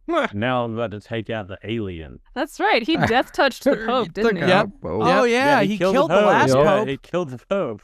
No wonder the new guy said you have blood on your hands. He meant Vance specifically. I saw what you did to Frankie. You know, to be fair, there is an established argument that fairies and demons are actually aliens. Like, this is one of those things that does float around. A fairy? I think, I guess, I don't know. What do you think, babe? Do I have permission? Just came out of nowhere. That's all I thought. I just expected better of you. The hilarious part is they had to do a double take of was it Jesus. fairy, demon, or alien that was the problem? Figure out which one was the problem. Shit. But so there is an established thing of just people being like, okay, so everything that we've been calling fairies and demons and even angels, like all of that is actually just aliens trying to make contact, and we just didn't understand because we hadn't developed that sufficiently. But then, you know, these indigenous peoples over here, they said that these people who came and visited them, they were star people and they came from this star over here and they gave blah, blah, blah. Y'all probably heard this shit already. Oh, yeah, the Don't Dogon. need to rehash it. Yeah.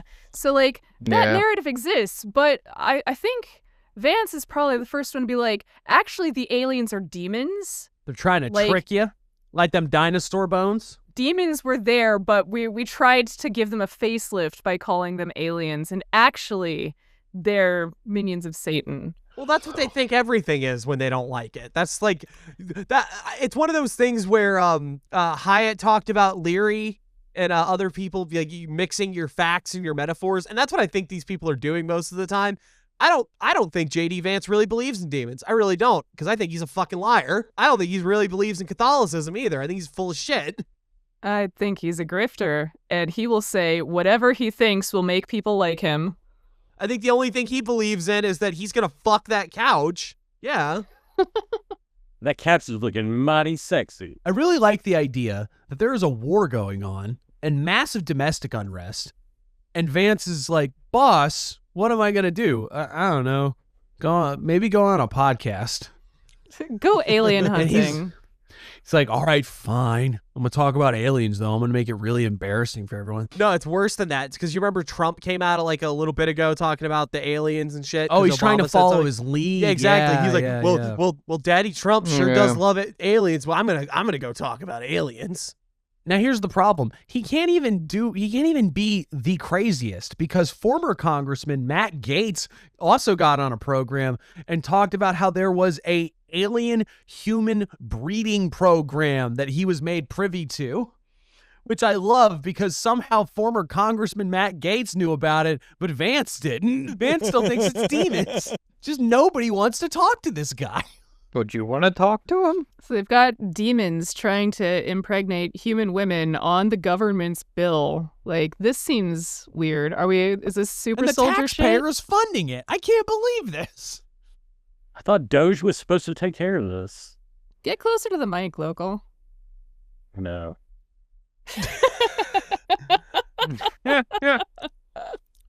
Co-host, do you have the teleported FEMA guy in this? Oh, shoot. I didn't even know. That okay, guy. we're going to drop it in here. And that's the real problem, though, is because all of these people are out crazying each other at every possible moment. because a top FEMA official claims he was teleported to a Waffle House. Well, he was part of the breeding program. He's one of their spawn. That was his X gene activating. Well, as we all know, FEMA and Waffle House are kind of in competition because Waffle House is encroaching on FEMA territory. Because Waffle House is like, this is how you measure the severity of the weather problem at natural work. disaster, like you go yeah. to your Waffle House, and that's where you, first of all, you get fed when shit goes wrong. But like whether or not the Waffle House is closed index indicates. The Waffle House index is a real metric that gets used to demonstrate the severity of natural disasters. I mean, it works.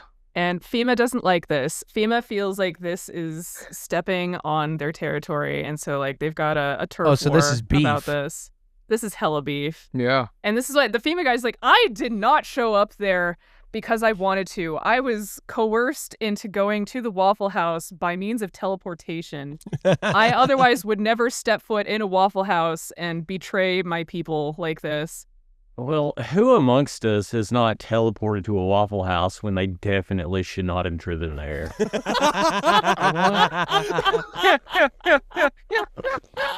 Y'all want to know? Y'all want the real skinny on it? Yes. They went to the Waffle House and no one remembered him. I went to the Waffle House and nobody knew you. Period. Y'all guys seen this guy teleport in here? Look, I don't care how bored you are at your shift. If you see a motherfucker teleport in, you're gonna remember that. Nah, because the cook was outside smoking a cigarette. It is Waffle House. They probably see this shit all the time. Oh yeah, another guy teleported in. Whatever. He's gonna want him smothered, covered and chunked. Covered in chunked. You teleported, but you still have to wait fucking 20 minutes to get a table. That's why you always eat at the counter. You teleport directly to the counter. Yeah, what kind of Waffle House are you going to, Coco? We live in the north. We don't have Waffle House up here. Yeah, I was gonna say I don't have a Waffle House, so I don't we're know taking what y'all this to is. Waffle House. Yeah, y'all are going to the Waffle Please. House. You're gonna It's get an it initiation. smothered, covered, and chunked. Yeah, y'all don't even know what that means. I mean, that just sounds like a good weekend for me. Listen, I've been to a gay bar. I know how this Let's book the tour to the Waffle House Museum. There we go. works. We have been to a Waffle House. I was in Savannah during, I think it was Hurricane Matthew. So I have had a Waffle House experience, but it was like a decade ago. Never been in one in my life. A Waffle House experience. It's the same. It's exactly the same. They still have the smoking signs. So is it just like a diner, but just It's I don't nothing know. like Yeah. a diner you've known. You be quiet and just enjoy the Lord's house, all right? That's what's gonna happen, okay? If I don't get into a fist fight, I'm gonna be very disappointed. Well, if you act right like how your mama raised you, you won't get in a fist fight. Yeah, you just enjoy grill So operator. don't act right. Yeah, I was gonna say. I mean, trans woman in a Waffle House in the South, I'm sure you can find an opportunity. Oh, I can I can make one. I will fight someone. Hell, I mean, they're gonna have hell to pay. They're going to teleport to the emergency room. I was gonna say protect the dolls. No, you need protection from the dolls. Like we will fuck you up. Like you're not ready for this. Speaking of hands, by the way, Speaking of catching this, I'm just gonna read this headline verbatim. This is from Futurism.com. You know how scientists keep finding microplastics literally everywhere? ? Oh, Lord. Well, you'd never guess what their lab gloves are coated in straight out of the packaging.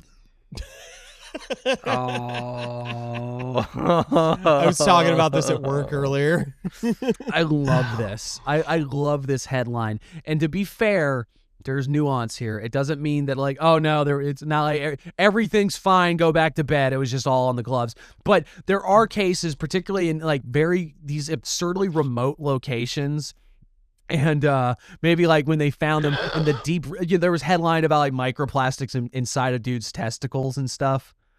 You know, there is an argument to be made that it is possible that the coating that is used for these latex gloves that are primarily used in sort of like surgical or lab environments, that it can read as microplastic when conducting sampling like this.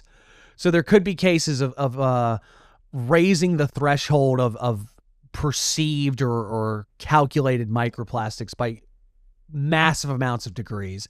And when it's something like microplastics, any amount to be found is not good. So it can probably cause a lot of these alarms. I really love that nobody thought, and to be fair, it's not like the coating is just like straight plastic. It's something that can appear as such rather than it's just, oh man, we coated them. But I really love that idea. It makes me think of the, it was like an STD, it was a facility where they made STD kits, and everything just kept registering as a positive because somebody who worked there was just actively contaminating everyone. Stop scratching. Like, I can't. I got my tip snipped.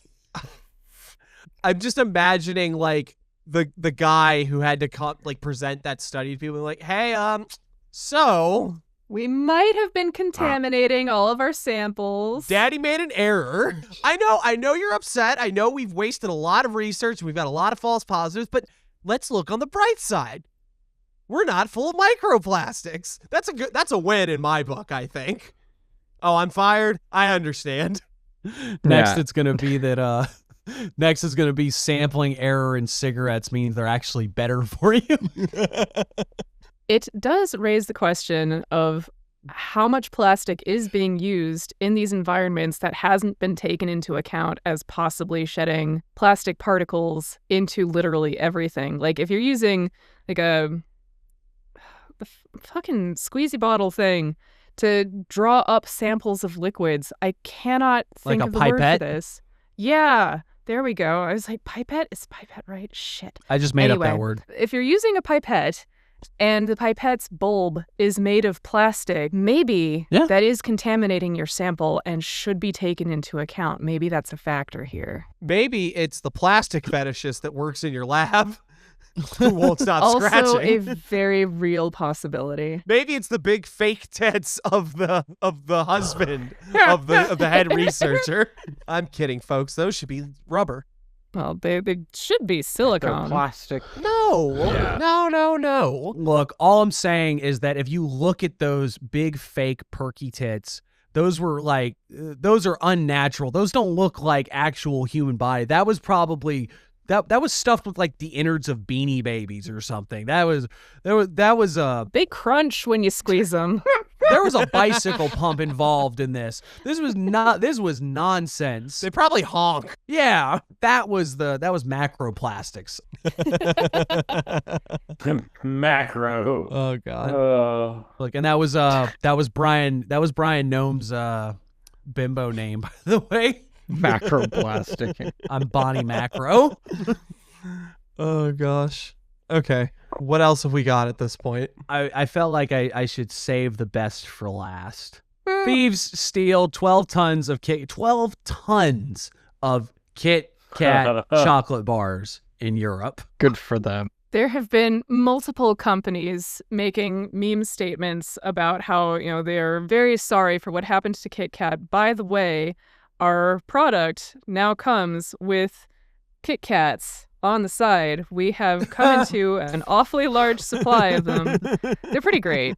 No, that's good. Let me see if I can find some here. If I was Kit Kat, I'd be going ham. I'd be like, do you realize how absurdly popular we are? Do you know any other candy that got 12 tons of it stolen? No, I didn't fucking think so. One of the more recent ones is from the Spy Museum. Spy official statement. We can neither confirm nor deny any involvement in the recent Kit Kat heist.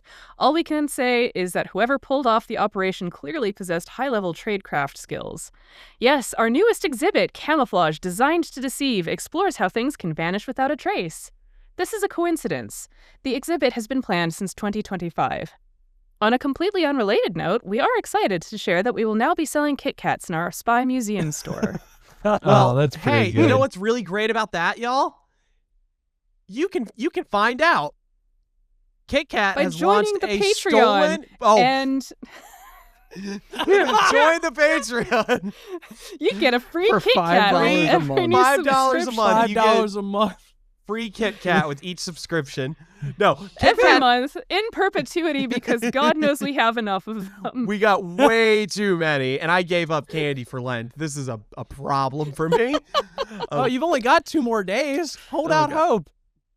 We've Kit got Kat too has many launched Kit Kats, a and we're stolen- passing the savings on to you. Kit Kat has launched a stolen chocolate tracker. So if you get a Kit Kat, you can now go check to see if that's one of the missing ones.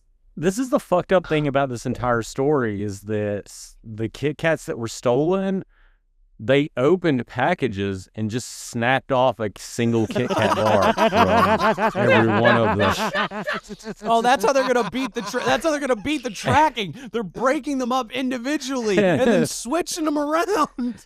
It's like Diamond Heist. Yeah. You just start your fencing gotta the Kit recut Kat them. singularly. Oh, it's Oh my like dudes. God. It's like those dudes that sell like the single cigarette on the street corner. Oh, Lucy, So, yeah. I'm selling Lucy. I'm selling Lucy's. I'm selling Lucy's, and crunch, crunch. Is that single Kit Oh, what is Kat this? A dark snap. chocolate one? Where the hell did you get this? Oh man, now I'm just thinking about in Japan because they have all those radical different flavors. Oh yeah, the weird flavors. Imagine it's like 12 tons of like banana pudding flavor. Like that was the entire supply of them. How the fuck are we gonna move these? But it's 12 tons of just like single snaps, like individual. Oh my God. You know, They're the the notable thing Halloween too, ones. they stole the truck.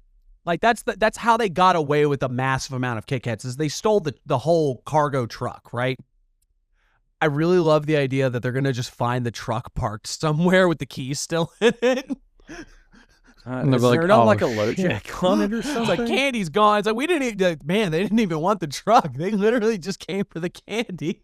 Could you imagine? It's like Except all the you imagine they find it and it's like petroleum's there's just drained like out a handful. It's like everybody just filled their pockets and left. They're like, oh, yeah, that's good. That's fine.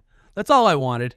could you just imagine? It's got to be like something went wrong. Like they thought something way more valuable was on this truck, and then they open it up and it's like fucking Kit Kats. No, They thought it was the fucking Willy Wonka chicken. this is a cover. What this is a cover because the refrigeration on the truck went haywire and it was real hot that day. And that trucker knew damn well that he was now in the possession of 12 tons of melted chocolate. And he was like, you know what? Just cut my losses. Hopefully these bars are insured. I'm gonna say they were stolen. Yep.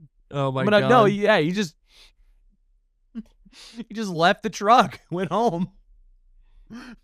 Called up the wife, said, honey, I need you to come pick me up. But we're going to go out dancing. Hope you're not a diabetic. Y'all, if you could steal an entire truckload of something, what would you want to steal? Cadbury eggs. Oh, that's a good one. Good answer. Good time of year for it, too. Escargot. Oh, I get it. Well, I was still thinking candy, but okay. I do love escargot. Okay, so France has had escargot stolen, stuff out of the Louvre stolen, and now Kit Kat stolen. This is going to be the best party ever. Coincidence? I will say that I actually have a theory about who is responsible for it. Oh? Carmen Sandiego. And I'll answer it with another headline. Oh, no. How a botched contract killing exposed Freemason mafia network inside a French secret society as murder trial begins for 22 accused. Oh, no. Coincidence? I think not. And just cut it right here.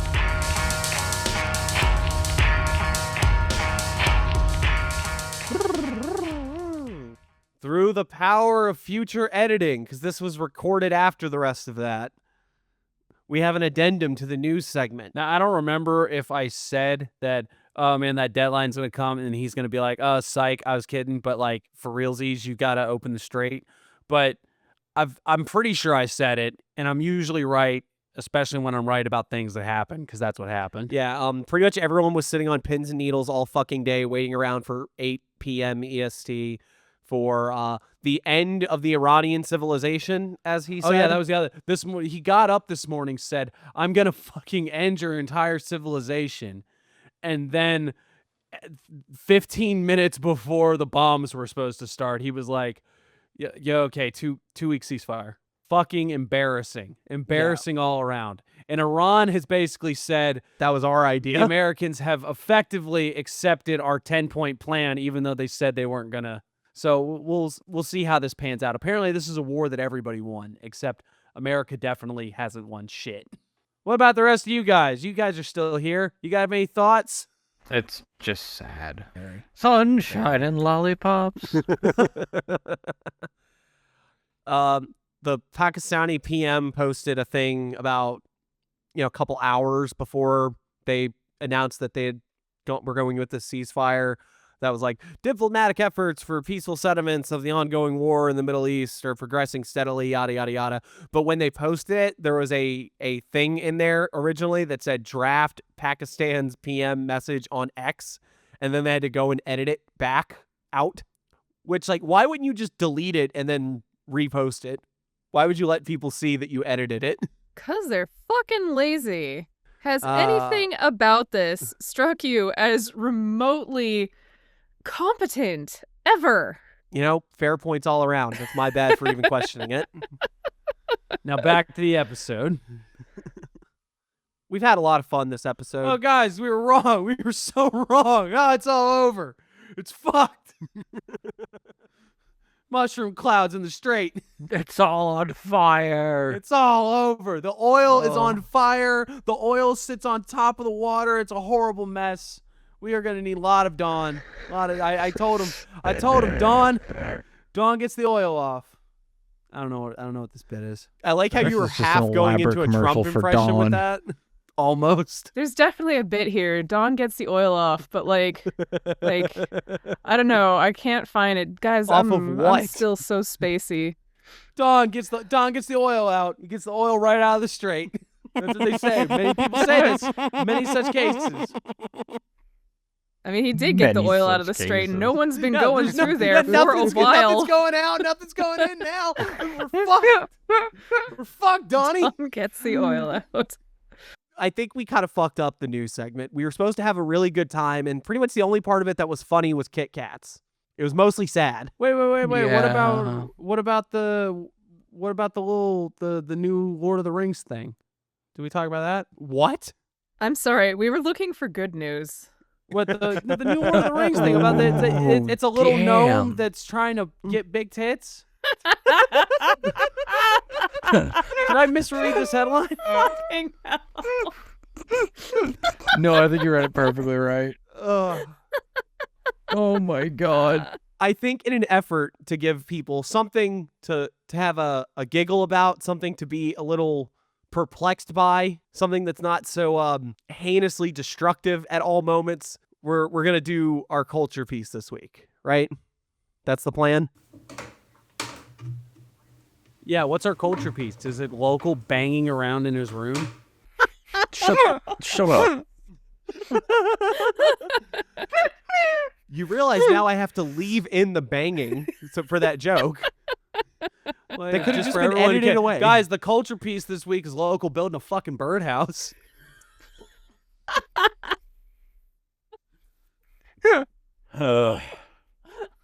Co-host, what is the goddamn culture piece, please? Local, I love you. I don't know. I was just trying to think of a comeback and Oh, failing. So you know what? disconnect. It's been fun. Bye. That would probably make me sadder than anything you could say, as an insult or anything. I would be like, oh no, Just I'm a bad friend. Oh, what's the culture piece? Is it seriously just putting me down? No, Is that now. The culture piece is a 45-minute pep talk and apology to local. The culture piece is Kennedy and I both got 3 somewhat magic adjacent related stories. This kind of stuff that just doesn't have enough meat on it to be a full culture piece in its own right. and we're going to rapid fire them at you guys with the twist of I'm going to do a story, Kennedy's going to do a story, and you have to decide who has the better story, and 2 out of 3 wins. Except I just realized I've just dogged local out. So, Yeah. Your thanks for your chances are vote, buddy. real bad. the deck Yeah. is stacked against me now. Would you like to say something bad about Brookhouse too while you're at it? Maybe throw a T slur at Coco? Yeah, why don't you go all in? Why not? Just maybe you could stand on the merit of your story because, you just insult the hell out of them. But if the story's good enough, they're going to say, well, I hate you, but that was a better story. No. I mean, I'm never going to talk to you again, but broken clock's right twice a day. How to tell boring stories and alienate people. Oh, boy. Okay. Just a real grab bag this week, folks. Yeah, I've got sort of like almost a theme. Oh, I definitely have a theme. It's just not very good, is it? Yeah, it's just nothing that anyone else in this group is going to care about. Oh, it's sports. Ah, you knew it, didn't you? Oh, God. See, now I'm stacking the deck against me. Congratulations on your win for not doing sports. Like if one of them's a Bigfoot that played hockey, I think you win. Do you have a Bigfoot that played hockey? Isn't that gritty? No, only lacrosse. Oh, never mind. Oh, Good game. Who's gonna go? Do you want to go first, or you want me to go first? Think of a number between 1 and 10. 7. Well, you won, so you go first. See, this doesn't work at all. You could have just said, I don't want to go first. Instead, you're like, I came up with a number, and you definitely guessed it. I mean, if you didn't pick 7, you wouldn't be going first, but we're never going to know now, will we? Has anyone here heard of Babani Sissoka? Oh, yeah, totally. no. I haven't. I just wanted to seem cool. All right. Futanga Babani Sissoka, also known as Baba Sora, was born at an unknown date in Dabia, Mali. So not a lot is known about his early life. He grew up in a little village, sort of just a face in the crowd of an underprivileged community in an underprivileged country with big aspirations. So sometime in August 1995, this man walks into the Dubai Islamic Bank in Dubai of the United Arab Emirates and says, hey, I'm looking for a car loan. And they're like, okay. He's like, no, I don't want to talk to any of you schleps. I need the president of the bank. I need the top man. And they're like, that's very weird. You're just trying to get a loan for a car. He's like, no, I will not take no for an answer. And somehow through his charismatic charms, or perhaps, we'll get to it in a second, otherworldly influence, he basically stays there until they don't, instead of carting him off or calling security and dragging him out, he just says like, I'm not leaving until I talk to the man in charge. And it gets there, they strike up a conversation like, what do you want? He's like, well, I'm trying to buy a Ford Fiesta, with I need like some leopard skin seat covers and some fuzzy dice. That's not that important, but we're gonna roll it in. So he gets this loan, for like, I think it's a pittance. It's like $2,000 or something. It's like nothing. Even though he doesn't have any employment history, no current employment, no proof that he could ever pay this back. You almost get the impression that they gave it to him so that he'd go. It's like, I'm gonna give you $2,000 to never speak to me again. But he gets it, and he's like, all right, man, this has been really nice. Why don't you come over for dinner? Which is definitely what you say after someone gives you. I mean, I guess you're being polite. But he invites the man over. He says, like, come see me. I've got this apartment in the city. I'm going to show you something that you've never seen before. And being a completely rational and not at all easily influenced man for someone in such a high position of prominence, I suppose, he's like, all right, yeah, sure. The bank's president comes around to Sissoka's apartment and he explains to him, he's like, listen, I am no ordinary schlep walking in. He called everybody schleps. I don't know if you can see it in interviews. He says the word schlep like 50 times. He says, I'm no ordinary, I'm not some podunk Hasidic hillbilly with the snoot full of honeybees. I'm the real deal here. I command the Djinn, which is a totally outrageous thing to say in a super duper Muslim country. Anybody who's vaguely familiar with Djinn know that is something actually taken very seriously in Islamic culture. It's worse. It's not even it's equivalent to demons in a Christian background, but they take that shit really seriously. At the same time, there's a history of Islamic mystics and magicians and not so good people either that are purported to have all sorts of magical and supernatural powers through bargaining or subjugating Djinn. There's a historic quality to this, I suppose, con, because apparently this is part of a well-known scheme. So like more than one person has done this. It's the old money duplication scheme, which sounds like a Skyrim exploit, but what it is you talk somebody into giving you a bunch of money and you say, I can double this amount right here, right now. And what he does is he takes the money, he puts it in a circle, he starts burning all this incense and stuff and causing a ruckus, saying, who knows what kind of silly gobbledygook. But apparently it caused such a commotion. I imagine possibly because this was a small apartment with poor ventilation and he's just like burning a bunch of stuff. So he might just be choking this guy out. But the idea is that he made it so inhospitable. And that's the way this scheme works. You make it so inhospitable that they leave the room. And then I guess, you go like, nah, man, the Djinn are like super angry. I'm going to have to get rough with them. You don't want to be here for this. And then when they come back, you have magically doubled the money by just the magic of throwing double the amount of money in there. And it's like, look, this is totally, look what happened while you were looking away. To turn around. Yeah, exactly. Look over there. But somehow this, not only did this work, but he got this man hook, line, and sinker to the point that this man for years was just handing over outrageous sums of money, seemingly whenever, wherever, for no good reason, never getting any of it back.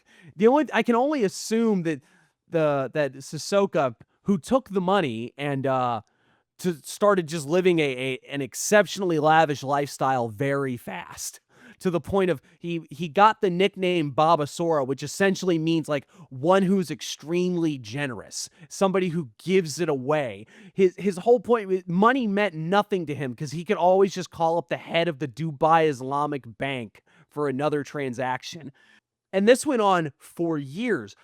Sissoka leaves Dubai and starts doing all kinds of crazy stuff. He's buying cars, he's giving stuff away, he's just giving gifts, he's calling up people that he's never met and flashing his cash and getting, going around. He's like he's the type of guy that would show up in a random photo with Dennis Rodman and you'd be like, who's the guy with Rodman? But he went from a nobody to I got some Djinn to I have all of the money in the world.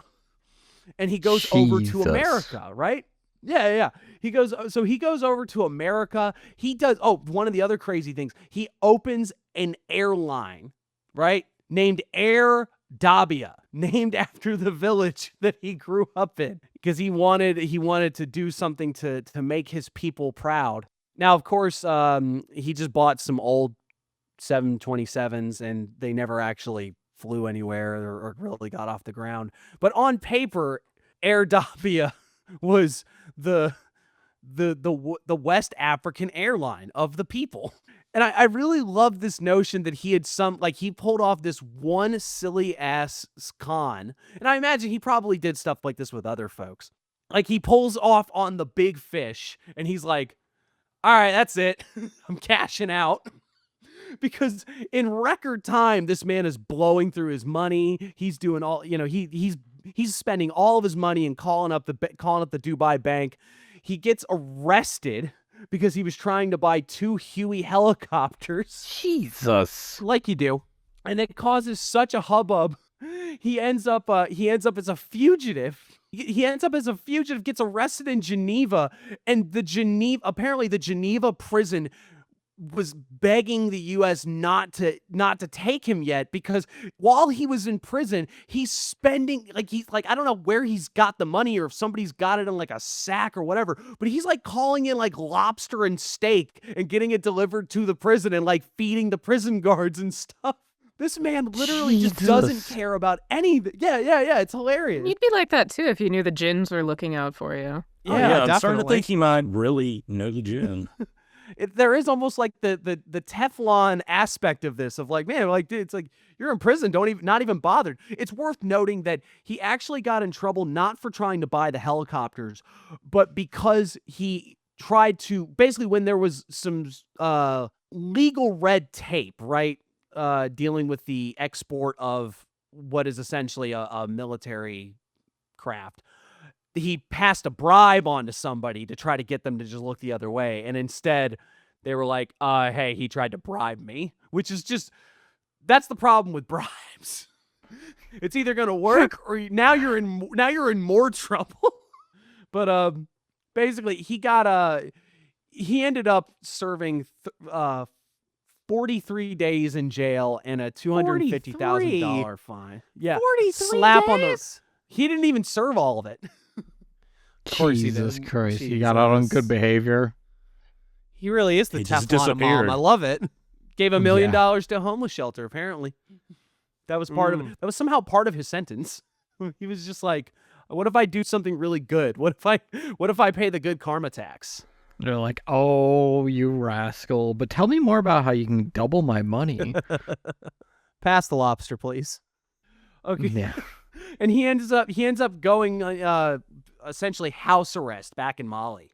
And this is when the chickens come home to roost on all the amount of money that I refer to him as the bank president. Bank manager, I think, is the proper. Bank president is like I don't know. But either way, Muhammad Ayub, who is the bank manager's name, it finally comes to roost where he gets caught with all of these payments that he had been sending to Sissoka this entire time. And Sissoka just responds with, well, I am not going back to jail, so I've got an idea. What if I become a member of the parliament in Mali? That's a good idea. Yeah, it's a really good idea because it worked. No. Now think about it. This man has a reputation of having magic powers. It's like also it's more or less common knowledge that this is how he was getting his money. Was that he practiced black magic. So he has a reputation as this guy is a sorcerer. He spends money like water. He loves helicopters.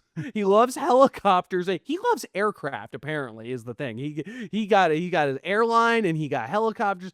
And this guy said, I want to represent you. And they were like, Please? All right, please. And he served for about 12 years. The whole time having diplomatic immunity so that he could not be prosecuted for his crimes in the United Arab Emirates.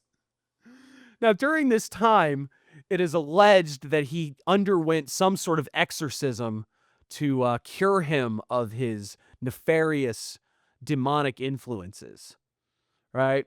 And this all culminates in Sissoka giving the only interview of his entire career history, right? After he is no longer a member of parliament and sort of just a fugitive again. He explains his side of the story, which is, what do you mean it was just one guy could sign off on all of this money and keep giving it to me? Yeah, what you mean to tell me then this entire system, this one guy could just go, all right, send him $1 million. All right, send him $2 million. Send him 100,000. There were hundreds upon thousands of transactions, yet no one ever caught it. I want to know how I'm the bad guy here when clearly there is some horrible corruption going on. And his entire argument is that he was essentially being scapegoated, that he was trying to be made the fall guy for something far more corrupt, which was no doubt going on because it is the Dubai Islamic Bank and all banks are evil. Yes. And when asked about the black magic, he said, if I was doing black magic, why would I have gone to America? Why would I have started an airline? If I could just keep going around robbing banks, why would I ever stop doing that? He claimed that the entirety of the rumors of his supposed magical powers, the fact that he, like everything that they're saying that he somehow conned these people, said all of that was nonsense, and that mostly he was being used as I said, the fall guy for a much bigger conspiracy, or at the bare minimum, a system that was so flawed that somebody could just get on a laptop and click a couple buttons and send millions of dollars. Damn, and I almost believe him. That's fucking... Sadly, Sissoka is no longer with us as he passed away in March 2021. Oh, wow. Yeah.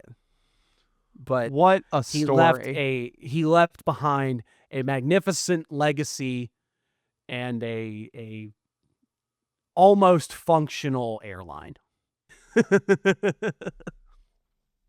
Wow. And really, what more can you ask for?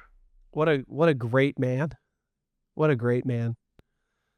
Hey, what happens to your soul if you compelled Djinn during your lifetime? I actually don't know the lore on this. Like, is this one of those things where you get off scot-free, or is this some kind of like, oh, you made an agreement and now that your soul has left its body? No. Sorcery is like a very big deal in Islam. That is that's your ass is going in the fire kind of territory right off the rip. So that's under the pit of eternal fire.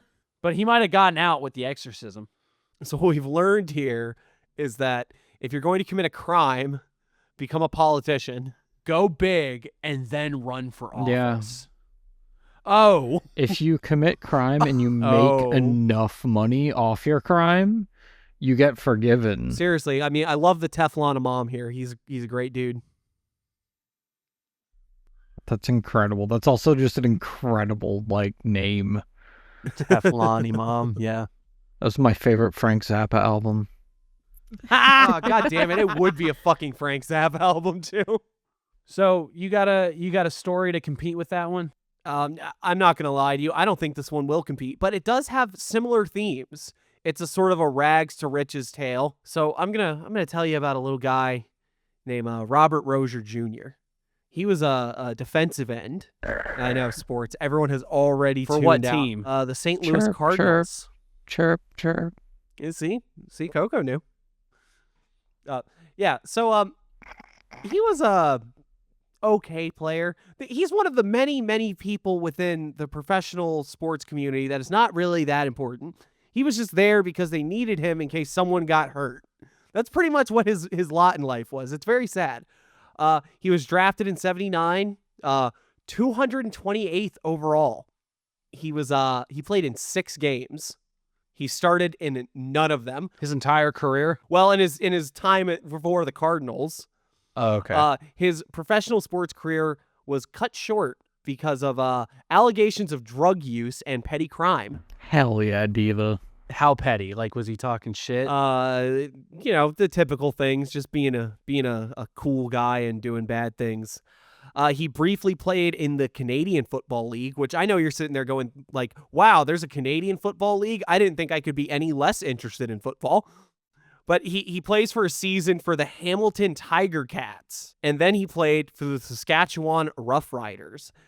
In 81, he briefly returned to the States for his last chance in the NFL with the only team that would hire a known drug user and petty criminal, the Oakland Raiders. That was pretty much their bag. If you guys know anything about the Oakland Raiders, that was their bag. Whole team. Like, have you committed a crime in the last 24 hours? You could be at least a wide receiver for us. Come on. He was there for 2 weeks. He lasted 2 weeks, which really means that you are the worst of the fucking worst. If you can't even they can't even be like, hey, can you go like hurt somebody real quick? After his failure to really get anywhere in football, he does what many of us do. He turned to financial crime, much like the Teflon Imam we were talking about. he decided to use the power of black magic instead of the power of, black magic of djinns. I just mean check fraud. Oh, Hell yeah. So Wait. Now, for our younger listeners, a check was a thing that you wrote that was like giving somebody money. But the thing is they had to go cash the check. So if you didn't have the money, you could just write it on there and then run before they could go cash it. And then you would just have free stuff. It's like when you get your mom's credit card and you get the 3 numbers on the back and you sign up for the Patreon. Yeah. Except unlike Damn it, I was signing gonna up go for the with that. Patreon with your mom's credit card, I know I stepped on your joke, Coco. I'm sorry. But instead of what happens when you steal your mom's credit card, which is where you get a stern talking to and you can't play the Xbox for 5 hours, instead, Rozier got 32 warrants in Canada, which, I mean, it's Canada, though, so that was really just, again, you couldn't play Xbox for about, 5 hours, except this was 86, so it was the Atari. That's about 15 American warrants. Well, they're on the metric, Yeah, so what do you do when you're down on your luck? You've fumbled out of your football career, can't write any more checks because they're not taking them. What do you do, co-host? You join the... You're incredibly close. You join the Masons? Close. You join the Nation of Yahweh. The Nation of Yahweh? The Nation of Yahweh was a religious movement created by Yahweh ben Yahweh. Real convenient because it's in the name. Yahweh ben Yahweh, real name Holland Mitchell Jr., was a black separatist and black supremacist leader who founded a new religious movement in Florida. This is the Nation of Yahweh. Real fun cat. He had a lot of interesting ideas, mostly about how white people and Jews are infidels and how black people are the original Hebrews. The typical stuff. His only big spin was that he was also really big on racketeering and extortion. He loved it. He was super good at it. So now you can see why Mr. Rozier would be like, that's my guy. Huh. All right. So what do you do when you decided that white people are ontologically evil and that you were in a cosmic battle for the soul of humanity? Just take a guess, co-host. More check fraud? Well, yes. You get a Sentai suit. Ooh, I like the idea. Instead, you get a turban. But I like Brooks better. Oh, okay. Yeah, I know. It's pretty disappointing. But this was the 80s. They weren't really up on Super Sentai yet. Oh, I thought you said hentai suit. That's a lack of suit. That's when you have big. That's when you get big gnome tits. I mean, depending on the hentai. That one's got the tentacle prosthetics. Listen here, I'm a bimbo and I'm writing bad checks.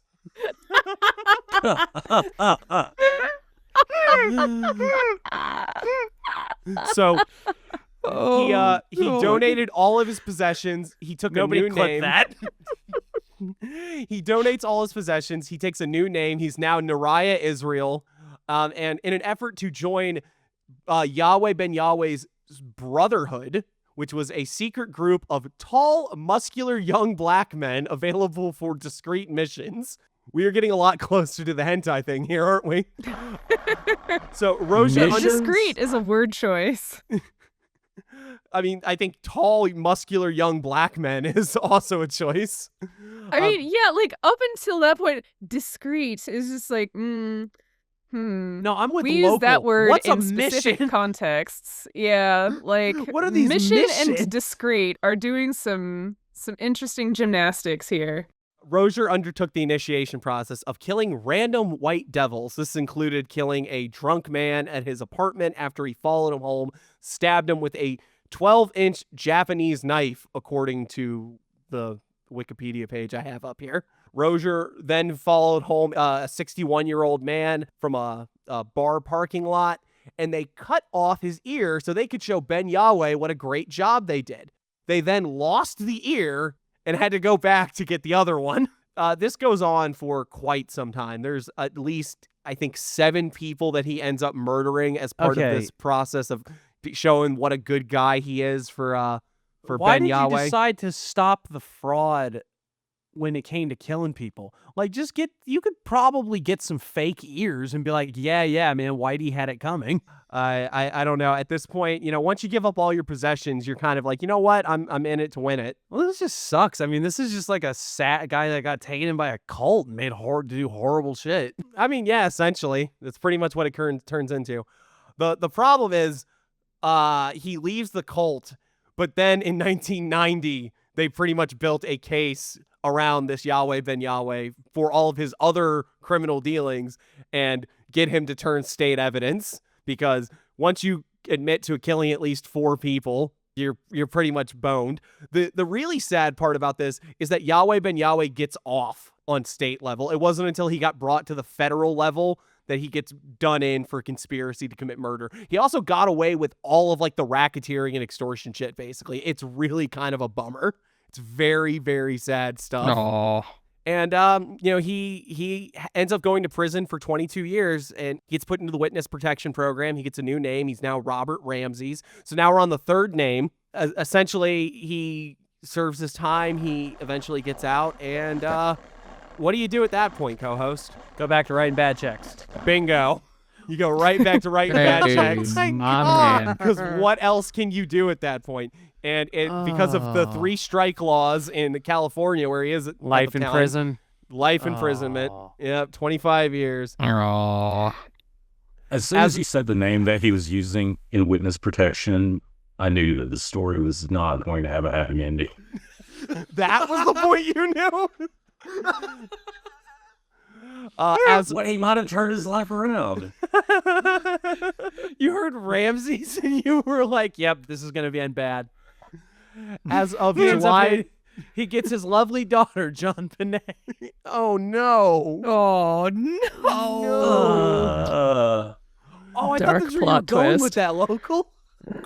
No, I just meant that since we knew his name, it obviously didn't take. The witness protection didn't go so well. Oh my god.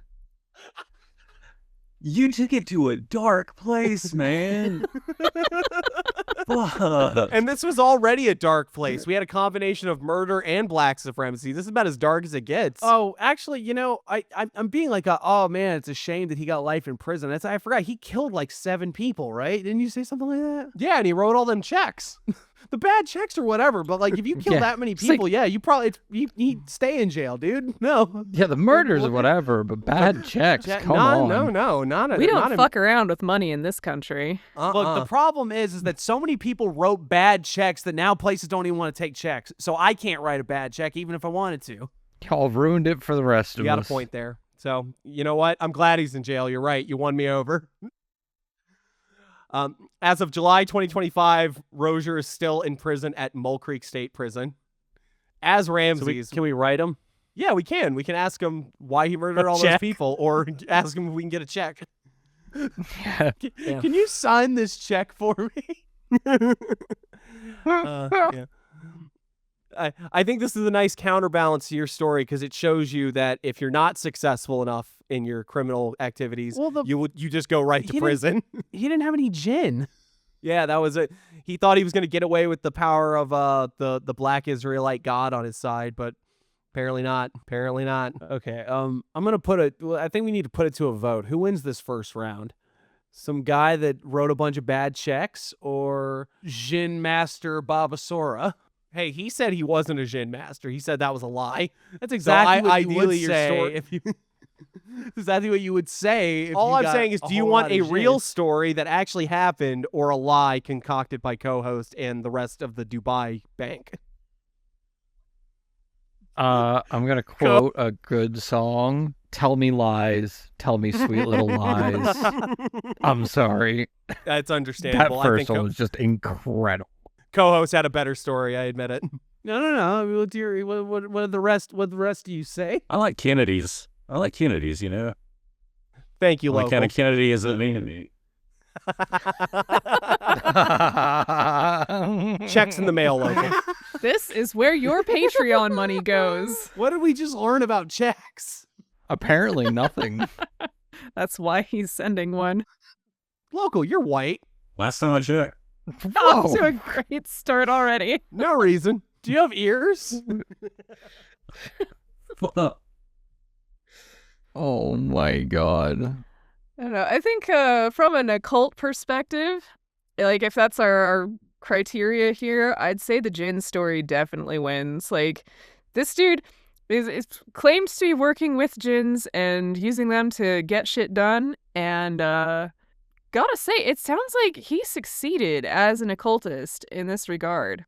So as occult news goes, like, the other guy was more like cult behavior. Yeah. This guy, occult behavior. And so, this is my rationale here. The other one is a much more compelling story. Like, oh gracious, there was murder, there was ear severing, there was check fraud. Like, there's so much going on. But the other guy is doing like the classic treasure hunting. I'm going to build my fortune and get away with it, and it's going to absolutely baffle anyone who touches this case how I keep getting out of these scenarios. Like, this is some, folkloric Jack behavior right here, and I gotta say, I like it. There is somebody right now, I'm sure, that has like a little Babasora shrine that is like, a kind of like the criminal saint aspect of like, all right, make Intercess offerings on my behalf with the Djinns. Please get them to send me hella money. help me get away with this check there fraud. is. It's probably Robert Rozier going, please get me out of prison. Shit, dude, maybe I'm That's gonna the start building a shrine to intersection. this guy. Like, please, I'm scared of the Djinn Babasora myself, shrine. but I know you got their ear. Please help me. No, there again, you Robert go. Rozier has the ear. We've been over this. Fuck. I gotta say, the idea that he got the ear and then like dropped it, because somebody had like the worst fucking night. Where they I found think a they made severed a movie of ear. that. It's called Blue Velvet. Oh. Oh, God. We miss you, David. Okay. Do we want to hear next story? Yeah, go ahead. Okay, so like I said, we started with someone who begins with magic and ends with crime, and now we're going to have someone that begins in crime and ends in magic.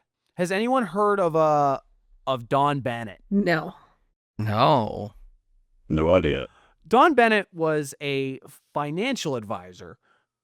She had a radio show where she would, sort of like a Jim Cramer almost, of like giving people financial advice and talking about it. And she would always laud this massive asset portfolio that she was managing and stuff like that. And by all appearances, seemed to be a woman who was on the up and up and very, very much enmeshed in that sort of Wall Street hedge fund sort of culture. Demons. Notably, she began a business that was high-end luxury sportswear, that sort of stuff, accessories, handbags, golf clubs, that kind of, stuff that's got the kind of tag price that you look at and then realize you're in the wrong kind of store. Marketed to a high-end clientele of people who spend money they don't have on things they don't need. Those types of people. And it's, again, giving this appearance of, oh, yeah, you're really well-to-do. You're doing quite well. She starts trying to get investors and this business, getting all this stuff off the ground. They have a storefront. They've got a website. They've got all kinds of, funny. If you want a Gucci belt, this might be where you go. All seems, like I said, from an outside perspective, just at a glance, everything seems legit. Now, there's an incident where she is crowdsourcing for her luxury storefront, which is odd. It only managed to get $6, but I don't, I'm sure there's a reasonable explanation for why someone would just be asking for handouts on the internet when supposedly they're loaded. I'm sure there's nothing there. As time went on, the math ain't mathin' as far as a lot of this particular business, where it seems to be hemorrhaging money and no one can seem to point to where anything is going, why stuff isn't selling, where inventory showing up and disappearing, things like that. And of course, as the questions begin mounting, just little discrepancies here and there. Everybody's looking at Dawn Bennett like, well, she's still got like 3 apartments. She's still got 4 cars. She's wearing new clothes every time anybody sees her. She seems to be doing just fine. Whereas what could be the issue? And then the obvious, frankly, is what happens, is that it becomes apparent that what's been happening is that Miss Bennett has been siphoning money away from this business, which wasn't making money to start with.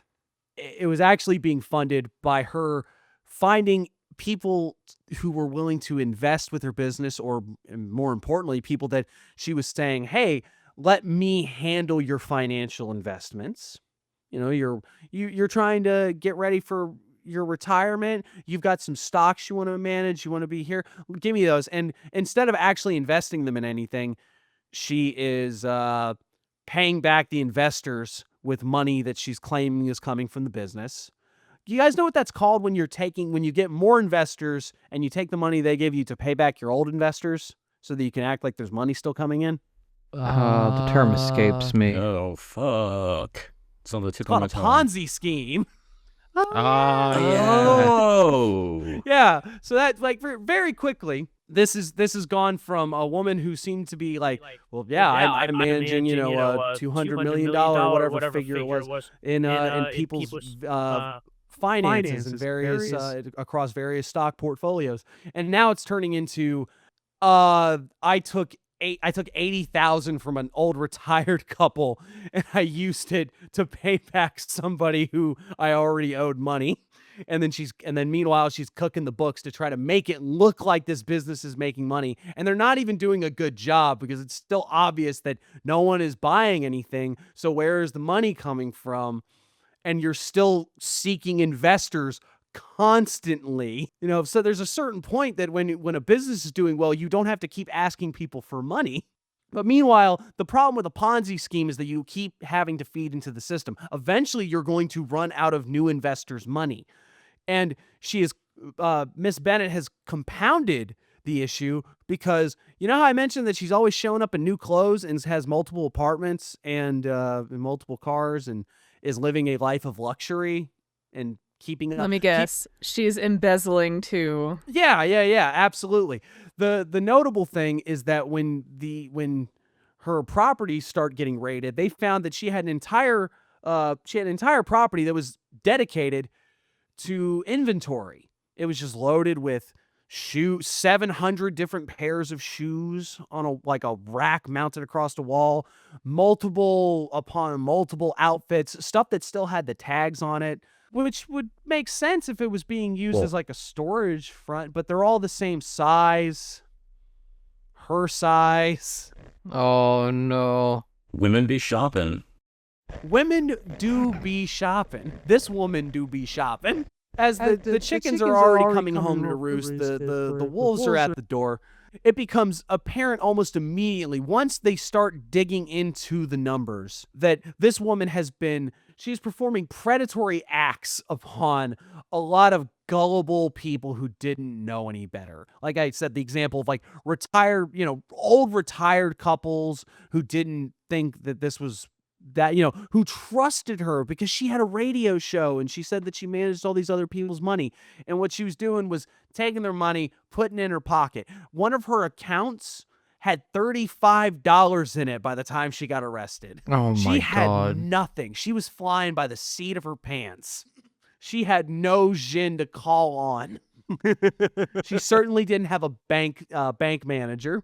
Called the Djinn and no one knew you. Everything starts falling apart. She is screwed. She's going to big girl jail. What do you do in a situation like that? When you're guilty, full well you did it, and that you left behind a mountain of evidence. Namely, like an apartment full of stuff that you paid for with other people's money. Anybody want to take a guess? Start a podcast. Santeria. Oh my Seriously? God. Of course you That turn is to not where I was expecting this to go. Of course you turn to the historic tradition of Hinduism. Oh, okay. And you take all of this money that you can't pay back, that you've stolen from other people, and you finance pujas for prosperity, namely from people like Lakshmi and Parvati. Right? So you gotta, it's like, all right, I'm gonna take the $50 out of the register. I'm gonna do the puja. The puja will bring me prosperity. I'll have 100 and I can put the 50 back in the register. It's like that, but much worse.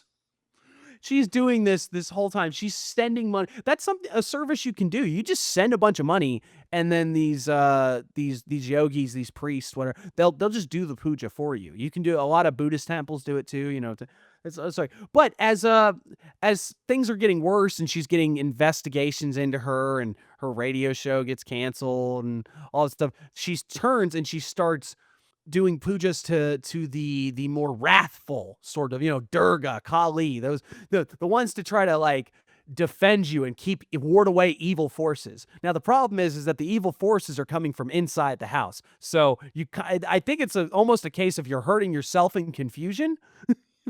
I wanted them to cast out all the evil, and now I feel like I'm getting my ass whooped the whole time. I wonder how that works. Huh, are we the baddies? Yeah. Investigations are getting worse. It's already over. It's just a matter of when are you actually getting arrested.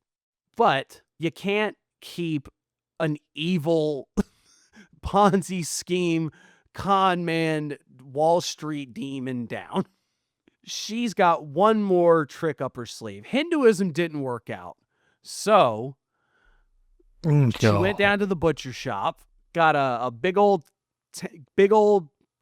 pound of beef tongue. Actually, probably multiple pounds. Beef tongue is probably pretty hefty, right? What do you think? I don't know. Got some beef tongue, got some glass jars, got some pins, and had a good old-fashioned hoodoo. I knew it was coming. Yeah, it's all different. When it was all said and done, they found 2 freezers full of jars containing like people's names in the freezer type of spell jars. The beef tongue with the pin in it, and then just stacks and stacks of information about the names and facts about the investigators who were in charge of rounding her up and figuring everything. She wanted these people to shut up, to not be able to continue to speak out against her or whatever. And she thought, all right, if I just make enough jars, maybe they'll go away. So she's a grifter and an occultist, but she's actually like keeping those parts of her life truly separate. I think this is actually perhaps a case of the more desperate that she got. She was just willing to try anything. It starts with like, oh yeah, I'll have some holy man try to have the gods intercede. And it ends with, I have ruined some potential barbacoa. But yeah, it was 2 freezers full of spell jars. I'm not sure which is weirder, the Barbie wardrobe apartment or hoodoo time in the house where she actually lived. Either way, I'm not sure. Maybe it just comes down to not having enough Djinn or not being particularly good at magic, or maybe she really screwed herself up by trying to have goddesses who are known for delivering justice act on her behalf. You might have really done yourself in. Maybe you need to be careful invoking things like the truth or the righteousness of a goddess when you're up to no good. Perhaps that can blow up in your face. No. Food for thought. Detecting an unexpected pattern here. Would anyone like to guess how long Mrs. Bennett has been in prison, or how long she has been sentenced to? 23 years. Close. I'll give it 16. I was gonna say 25. None. She got off. No. When she was in court, they were arguing. They tried to argue that she was well-intentioned and all of this stuff was it wasn't intentionally a Ponzi scheme. It just turned into a Ponzi scheme. You know, she was trying. Don't they She was all? trying to make. She was trying to make That it money right. was That's just why resting in my They account. even argued in court that the fact that she was sending money for these pujas was proof that she was in some way really attempting to make her business successful and to make things right.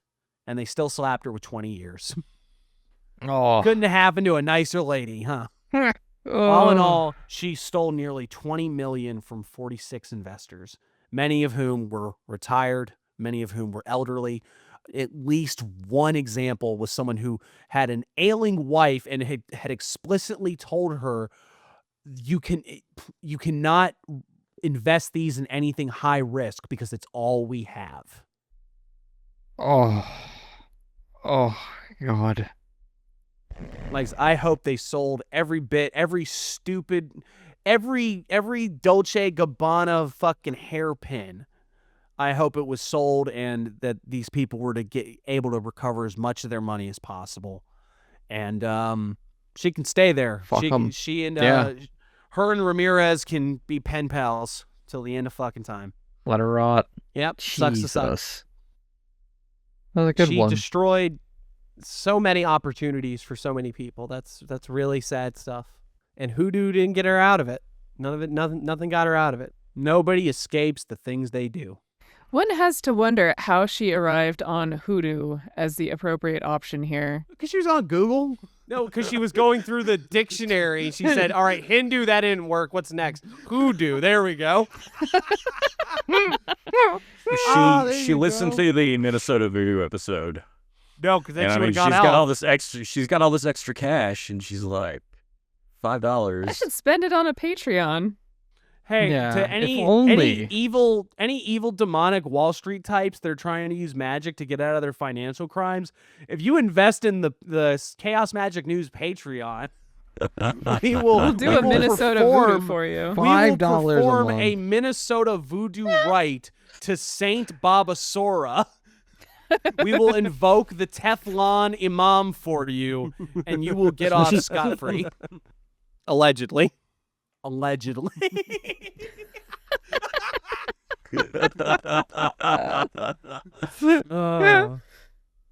Oh God. Oh, that's fucking incredible. Well, like I was saying, this just, again, such potential, so much that could have been done there. But would you like to hear a story about someone that only fucked up potential for themselves? Please. Yeah. Let's hear it. A familiar story for many of us.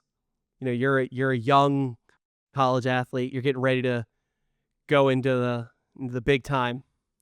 You get invited to the NFL Combine. If for the sports non-fans, that's the big thing where you get invited and they do all the examinations and they see how you did, and this is where this is your time. This is you going to the big show.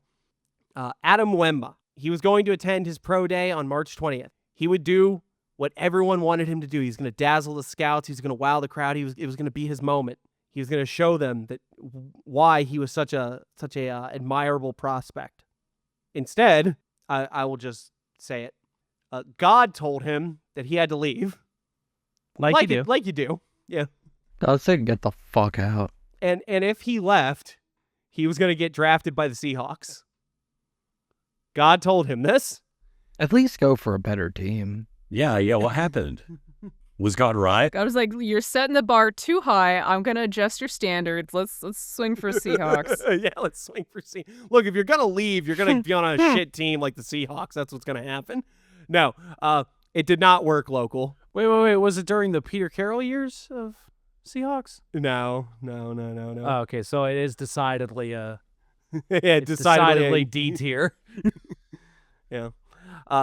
So he left and he didn't get drafted by the Seahawks. He instead slept on a bench in an airport for about 3 days.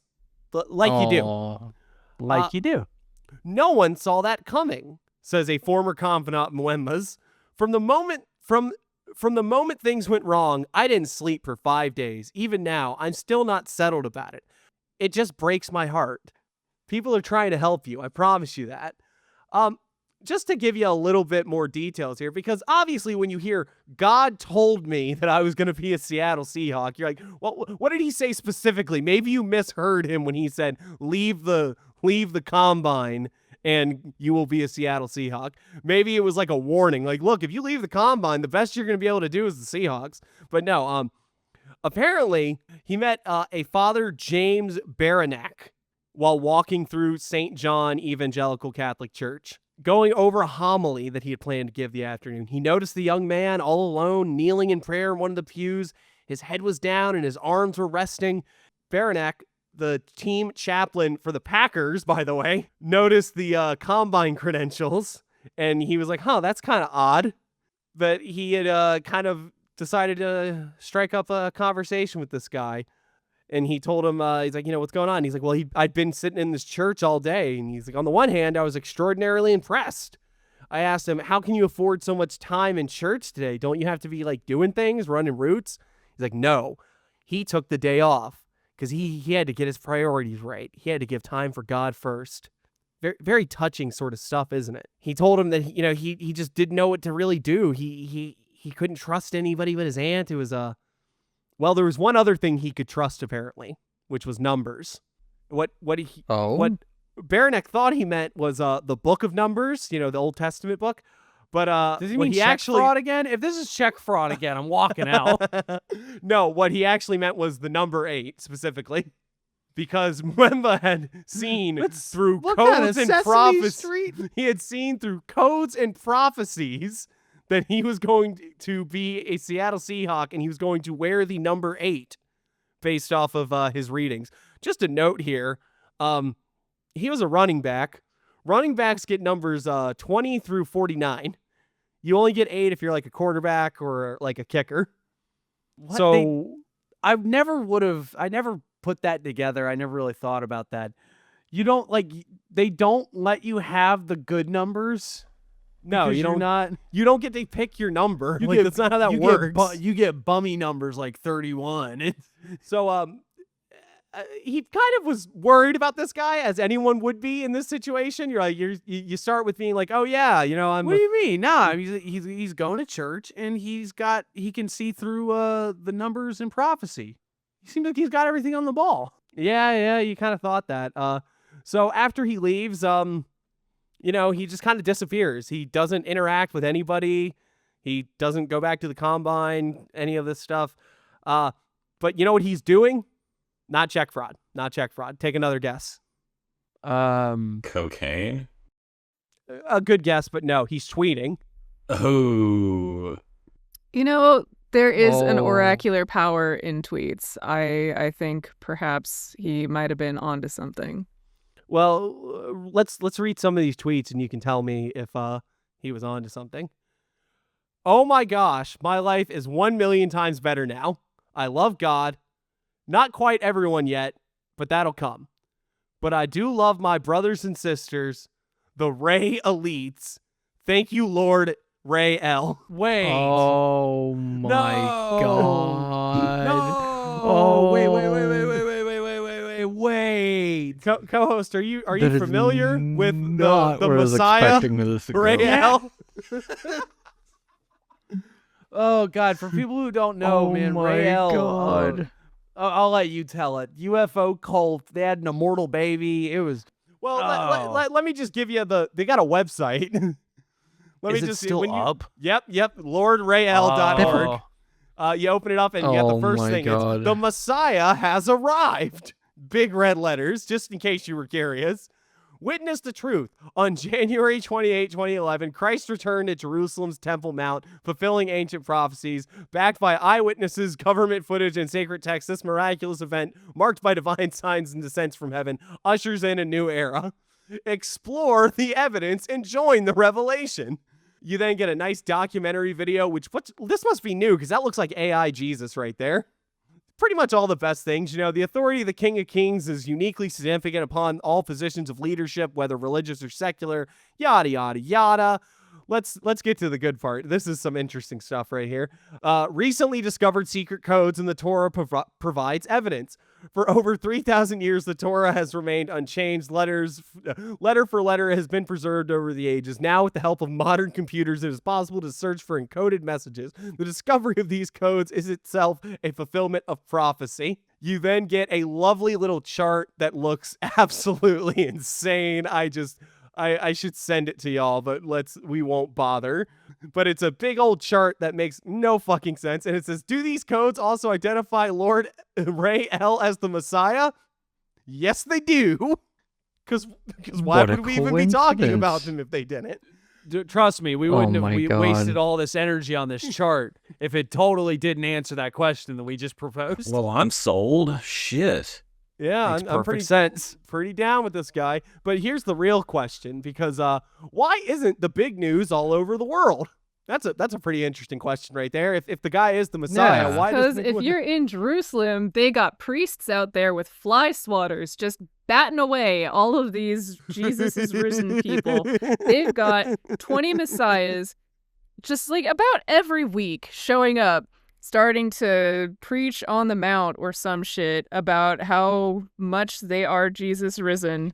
Yep, you Like, caught the this is- Jerusalem it's- syndrome, buddy. I'm sorry. No, but this is Rael. This is like, these are people that are, like spooky alien people.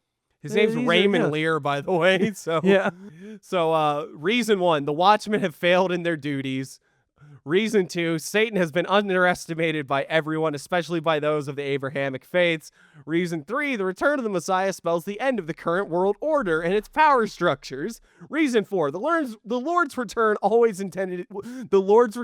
always intended to be a covert infiltration, contrary to the false teachings many have been led to believe.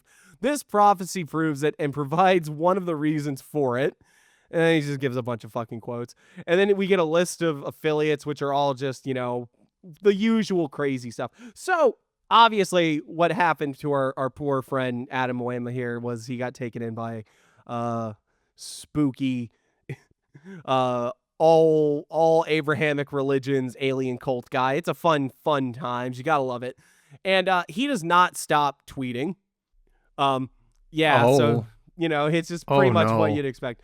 I recommend people pray to Jesus if they don't believe at Lord Rael is God, because he'll still get you your message. He's God. I just know he is. I am Abraham reincarnated. Why can't a team use me? They can use a person with DUIs, domestic violence, jail records, illiterate, drug addicts, murder cases, parentheses, OJ, #Psy. Oh That's my some God. unnecessary fucking shade. I mean, he's not wrong. Why? I like Why that. wasn't I don't he- know why. I have the mental image that he's just still sitting at the church tweeting all of this. You would be right. Sitting in the back You row, would head be down, right. tweeting constantly. He has a LinkedIn page. Adam Wema, Apostolic Miret, head of the mission of EOC, the Ecumenical Order of Christ. So I guess he's, used a different title. But don't worry, because his about section is still all about the Messiah, Lord Rael. Gotta love it. He links you right to the site. It's a good time. I think we're gonna have to do like a proper dig into Raelism. Oh God, we might have to. That would be a culture piece on Penny, its own. please. Yeah, but we're not here to talk about Rael. We're here to talk about the sad tweets of our buddy Cardinal Did he ever get to Wema play of for the Africa. Seahawks or no? No, he did not get to play for any fucking team. He's not. Why are we talking about this? I can understand murder, but I draw the line at this sort of thing. I don't even know how to summarize it. I don't think anyone really knows how to summarize this. It's pretty Again, bad. you should have listened to Bob Asora, because if you were a politician, you can get away with just sitting around tweeting crazy shit all day. And y'all have to understand, this happened back in 2014, by the way. This was a while back. He also made some really crazy claims, like you do when you're in this sort of situation. He said there wasn't going to be an NFL season that year because the world was going to end. So, Hadn't it already ended in 2012? Well, I think the numbers for the chart were off, actually. I think that was supposed to be a couple years ahead of time. The problem is now, if you said, hey, there's not going to be an NFL season, you could go on Polymarket and just make a bet.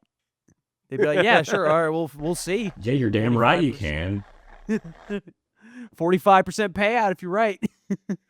So he got an interview with ESPN, basically saying that, they're just trying to talk to him and figure out what the fuck actually happened to him. And he's just basically asking, like, have you ever even met this Ray L dude? And his response is, I'm good. Nice sharing this with you.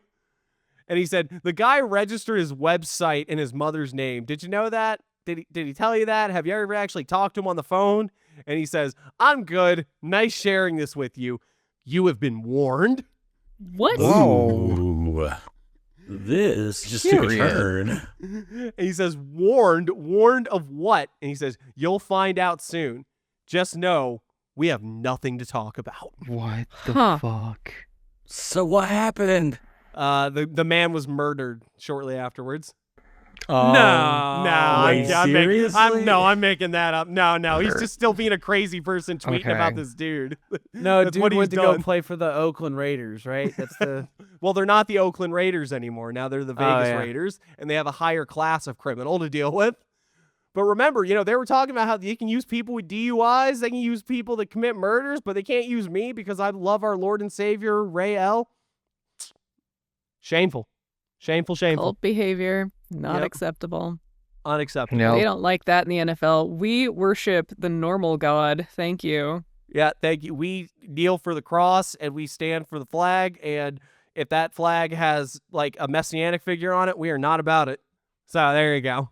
So this is just a story about a man who had a very, very notable and unique type of breakdown centered around wanting to play for the NFL.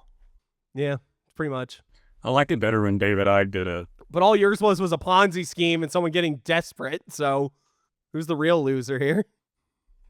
I mean, I'm sorry, but I gotta go with Kennedy for Rail reference. He's the Messiah. Come on. You gonna pick the pagan shit and the hoodoo? Or do you want the real stuff with the charts? It's guy got does- charts. like, How many I'm charts trying do to Dawn figure out have? I'm trying. My argument is I'm She's trying a to figure number out why lady. this. I'm just trying to figure out why this person is notable at all. They're just somebody who showed up at a church and started tweeting. Like, there's lots of people that have crazy beliefs. Why was this guy the story? Why did somebody? Because he could have been a really good football player, but instead the number 8 lied to him. He could have been on the Seahawks, He man. could have been a Seahawk, man. Come on. Could you imagine somebody like after the big game giving a long speech about Lord Rhea? That's why the Seahawks have I not won wanna a live Super in that Bowl since then. universe. That's why. Because they didn't get Yeah, they didn't 'cause get down with Lord Ray L. fucking yeah. All right, He's just Hallmark Channel David Icke. All right. So as much as I don't want to do this, I'm siding with co-host on this story. Darn it. Okay. Oh, Brooke, you're the tiebreaker. Once here. again, once again, No. I'm siding with co-host because his is actually a cult, whereas yours is cult. Wow, And I'm that's- seeing the biases here. I will I'm remember seeing the this. technicalities. Okay, I'm this gonna is remember supposed to this be when a I'm talking to cult Lord news. Ray L later. I'm just saying. I'm just saying. Gonna tattle. just on me, remember dear who God. sided with Lord Rael. I will, baby. You're the best. I wonder what Lord Rael's thoughts on transsexuals were. Oh, probably not good. Maybe we need to back I was off on gonna this say, one. Probably weren't good. Okay. Probably not good. Boring. Nonsensical Seahawks story aside, I just want to point out that if you're on the Wikipedia for Raelism, the first thing it says right at the top is not to be confused with realism, and that just tickles me. All right, so Heck yeah. scoreboard here. Scoreboard. It's 2-0, right? Yeah, but it's 2-0, unfortunately, because Oh, local man, betrayed so- me. Yep. I was nice to 30 you. Can't believe 30 that. Not a pieces of bad silver. story. I'm sorry. Oh, man. Okay, well, this one's going to be my victory lap then. This one is probably, if anybody's heard any of these stories before, this is probably the one you've heard. Do you guys know about the Wizard of New Zealand? Anybody heard of him? Yeah. Yeah, It's come up in passing. Okay. And I'll keep this one short and sweet.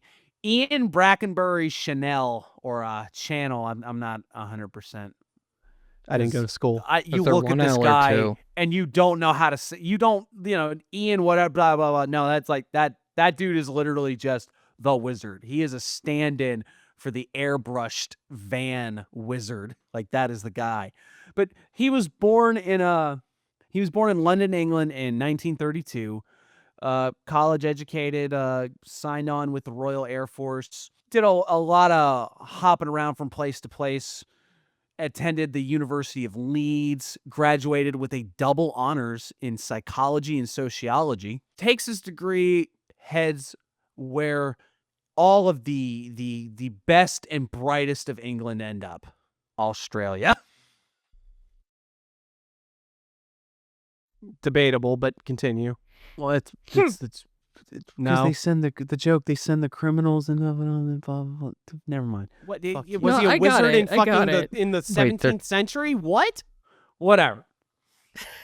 I don't even care anymore. Nothing but Whatever. crickets. So he ends up working for University of Western Australia, University of New South Wales. He always has a sort of air about him where he enjoys a good spectacle.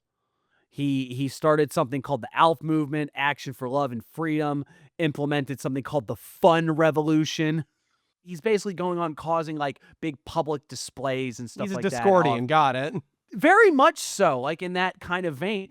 But within a year from that, he gets appointed as wizard, like somebody, probably because he was already a bearded loony wandering around, around the university. But somebody gives him the thing of like, you're the wizard, like it's a faux official position of the university, and he runs with it.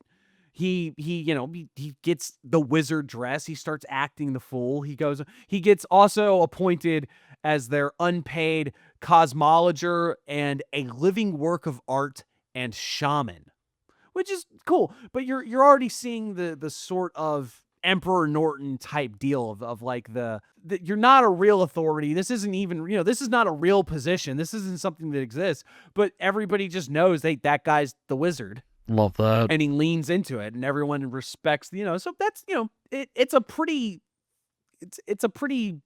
easy kind of thing to fall into. You understand, like, just by virtue of becoming the public figure with this sort of slightly larger than life persona. It's in the way that I talked about Babasora having that myth around him of the sorcerer, the one who did black magic to get all of this money. He's actively weaponizing that sort of spectacle, but just in a very lighthearted, sort of funsy sort of way.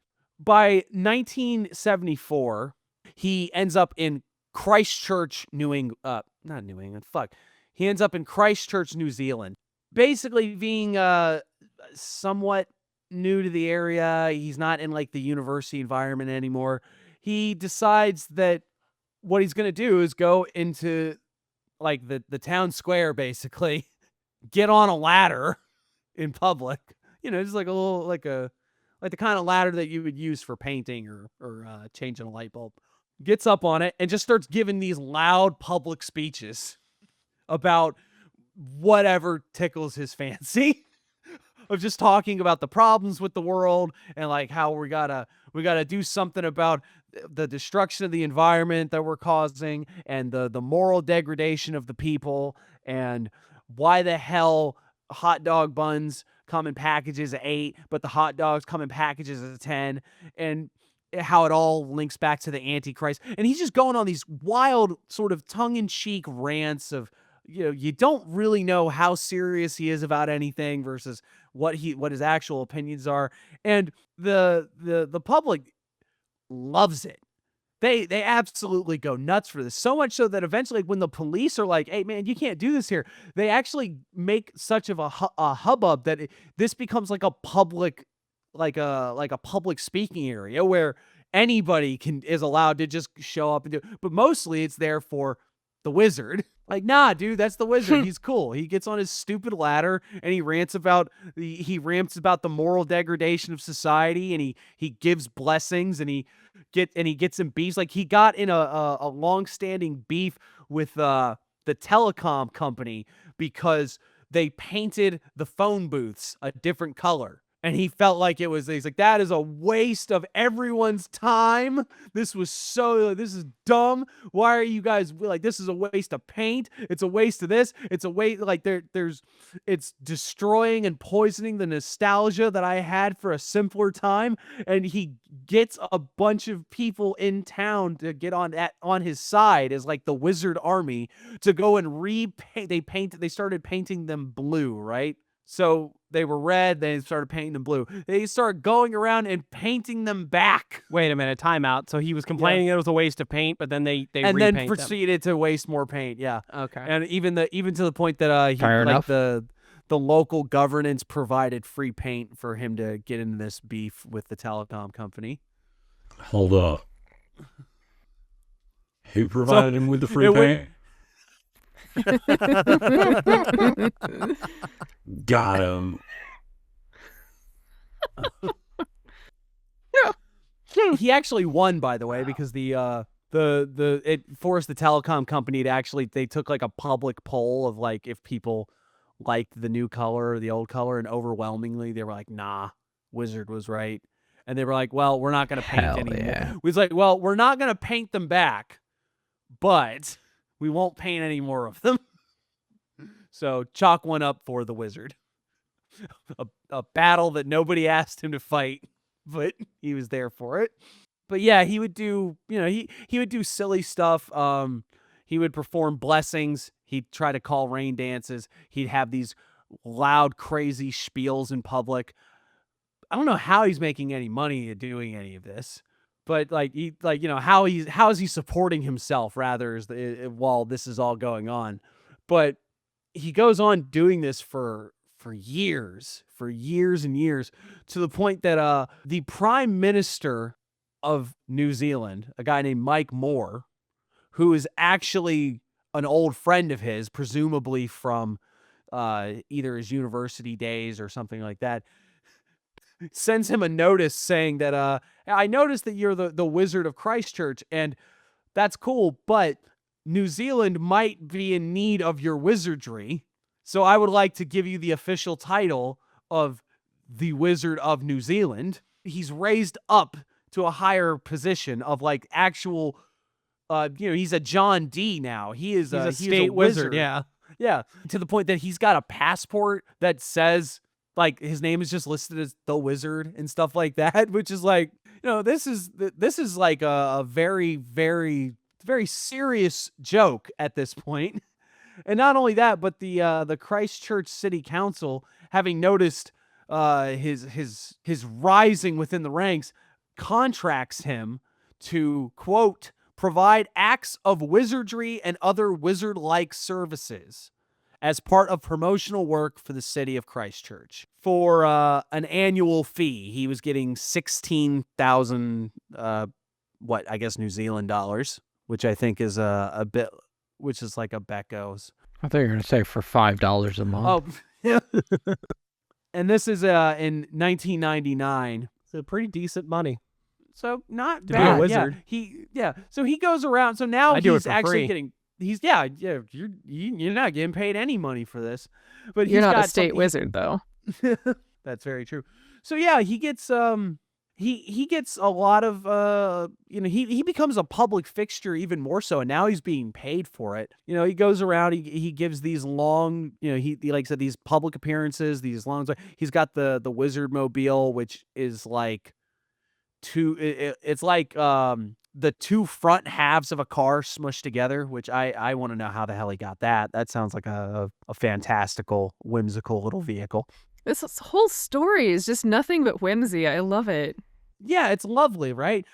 When Christchurch got hit by an earthquake in 2011, and basically the Christchurch Cathedral was going to be demolished, and he actually took another large public stand opposing the demolition, saying the building needed to be preserved and restored so that the historical heritage of the city could be maintained. And he actually, he won that one as well, which is cool.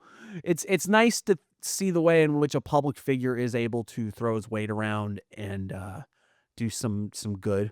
And he took on a little wizard apprentice in 2014 who was going to sort of take over. But then here's where our story turns. He started a podcast. Yes. No, he wrote some bad checks. No. No. Sadly, you might have picked up on this. If you started doing this, if you were starting to do this shtick in the 70s, right? And you were already a middle-aged man, and you're notable for going on very loud public rants about moral degradation and the human condition and stuff like that. Oh, I know where this is going. How do you think that holds up in the year of our Lord 2014 and into 2021? I mean, sounds like it would go great. He doesn't like Mask, does he? Dude's like approaching 90 years old. Yeah, at this point. I mean, yeah, he's this is quite like old. old He's wizard quite- yells at cloud. That's the tier well, we're at here. The problem is that, and this is one of those things that I'm not 100%, because there is this sort of element of tongue-in-cheek, I am like an old codger rambling and saying like outrageous stuff. But at the same time, it's also, there's a certain level of like just the shock humor isn't really that great. If you look this guy up, you can find one of these speeches where he goes on about how women be shopping, and that's why they're messed up. Like that women, he says that men are subtler, more spiritual, more intelligent, and women are destroying the earth with their rampant consumption because they love shopping, which is like probably not a good. It's like we can argue about like whether or not that works as a joke or whatever like that. But if you're being paid to be the public representative and promoter of a city, you can understand why people might start wondering if this is something like, if women be shopping, then they also be the ones out and about that he's ranting at. Like they're the ones passing the square. Yeah, you're right. He's yelling so he's at the condemning women them, and now all the ladies Why are going you be like, shopping? something's off with this guy. We need to get the coven together and do something about this wizard. Oh, that was another thing that he said where he talked about how we needed more wizards because witches were everywhere. He's like, they're witches. They're in the universities, you know? All the women in the universities, witches doing it. It's like, talk about how the women were supposed to raise the children, but now they're all witches. He said, we need more wizards. We need men to set things right. And it's like you start to get the turning impression wizards like, into an incel collective. Yeah, you start to get the impression that, this isn't a joke, or at least new? enough of this isn't a joke. He also spoke out against like drag story time type stuff. Oh. I knew that's where this is going. Yeah. There you go. It's like, dude, you prance around in a robe, okay? I don't think you have any business judging. Yeah, Should've it's stuck just his phone Robe, booth, the Chief. wizard hat. I think I saw the article in passing. He doesn't have some really cool gnarl-ended stick. Like, yeah. let people cosplay, my dude. He's exactly what a wizard. He's exactly what you would expect of a wizard. And it's like, bigoted. I think that this man, I think that this man is entertaining in his larger than life quality, in his bombasticness, even in the idea of him saying like some sort of shocking, a bit out of pocket comments. It's like those are not like world ending, earth shattering. He didn't cut anybody's ear off. Like it's not. I don't think this is like a horrible, a horrible, god awful person. At least nothing I saw.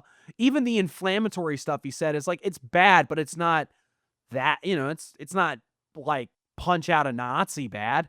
He's just exactly what you would expect from a 90-year-old man who yells stuff in public.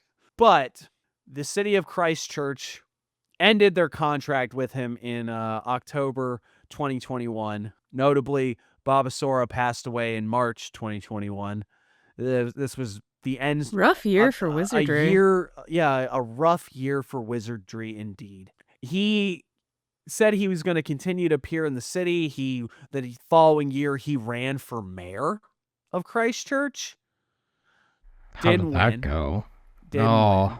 This would have been like that would have elevated this story to the Bavasora heights. levels, Yeah, to Bavasora. It's like I became mayor. And then I got up in my podium and I said, "Women be shopping." Just like has his Gandalf staff and he's like, "Women be shopping."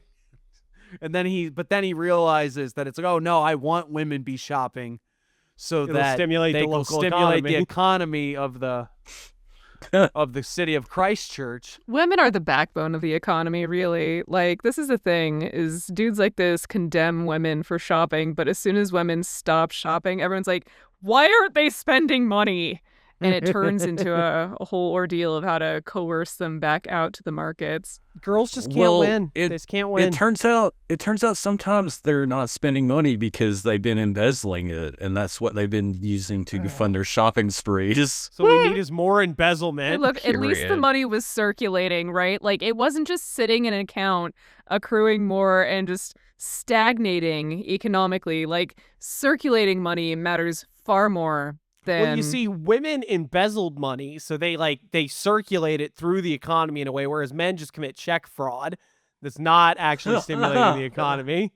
Yeah, no money actually changes hands. That one's just like theft with extra steps. So yeah, this was a bit more of a lighthearted one, a little bit of a, it just only sort of gets towards the end where it's like, yeah, and he does in fact have some of the opinions that you might expect of a 90-something-year-old geezer. That certainly one that would, like, you realize that this is, in essence, this is an old man who stands on a ladder and yells about problems. You realize, oh yeah, of course he says that. We're lucky he wasn't yelling slurs at everyone.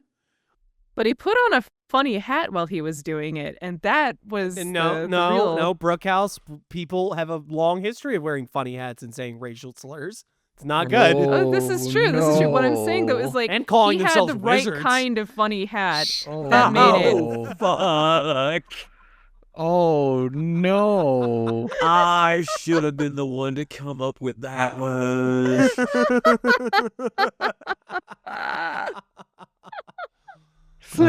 Oh boy. Oh.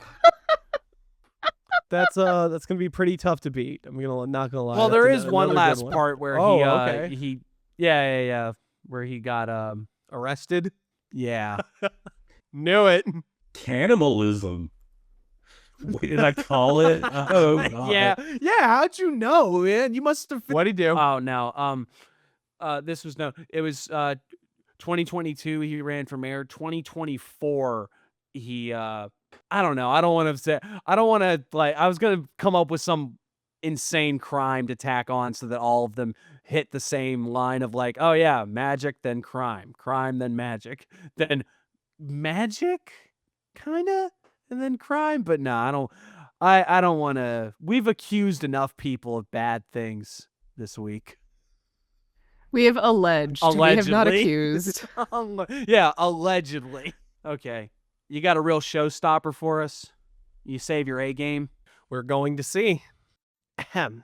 I want to talk to you all about the very serious occult phenomena of possession. The history of individuals being possessed by spirits is a very common thing throughout myth and throughout history and culture. Oracles of old were said to be possessed by the gods to speak prophecy.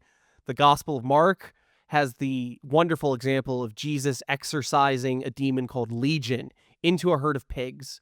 Mediums in the 19th century were often in communion with the spirits of the dead.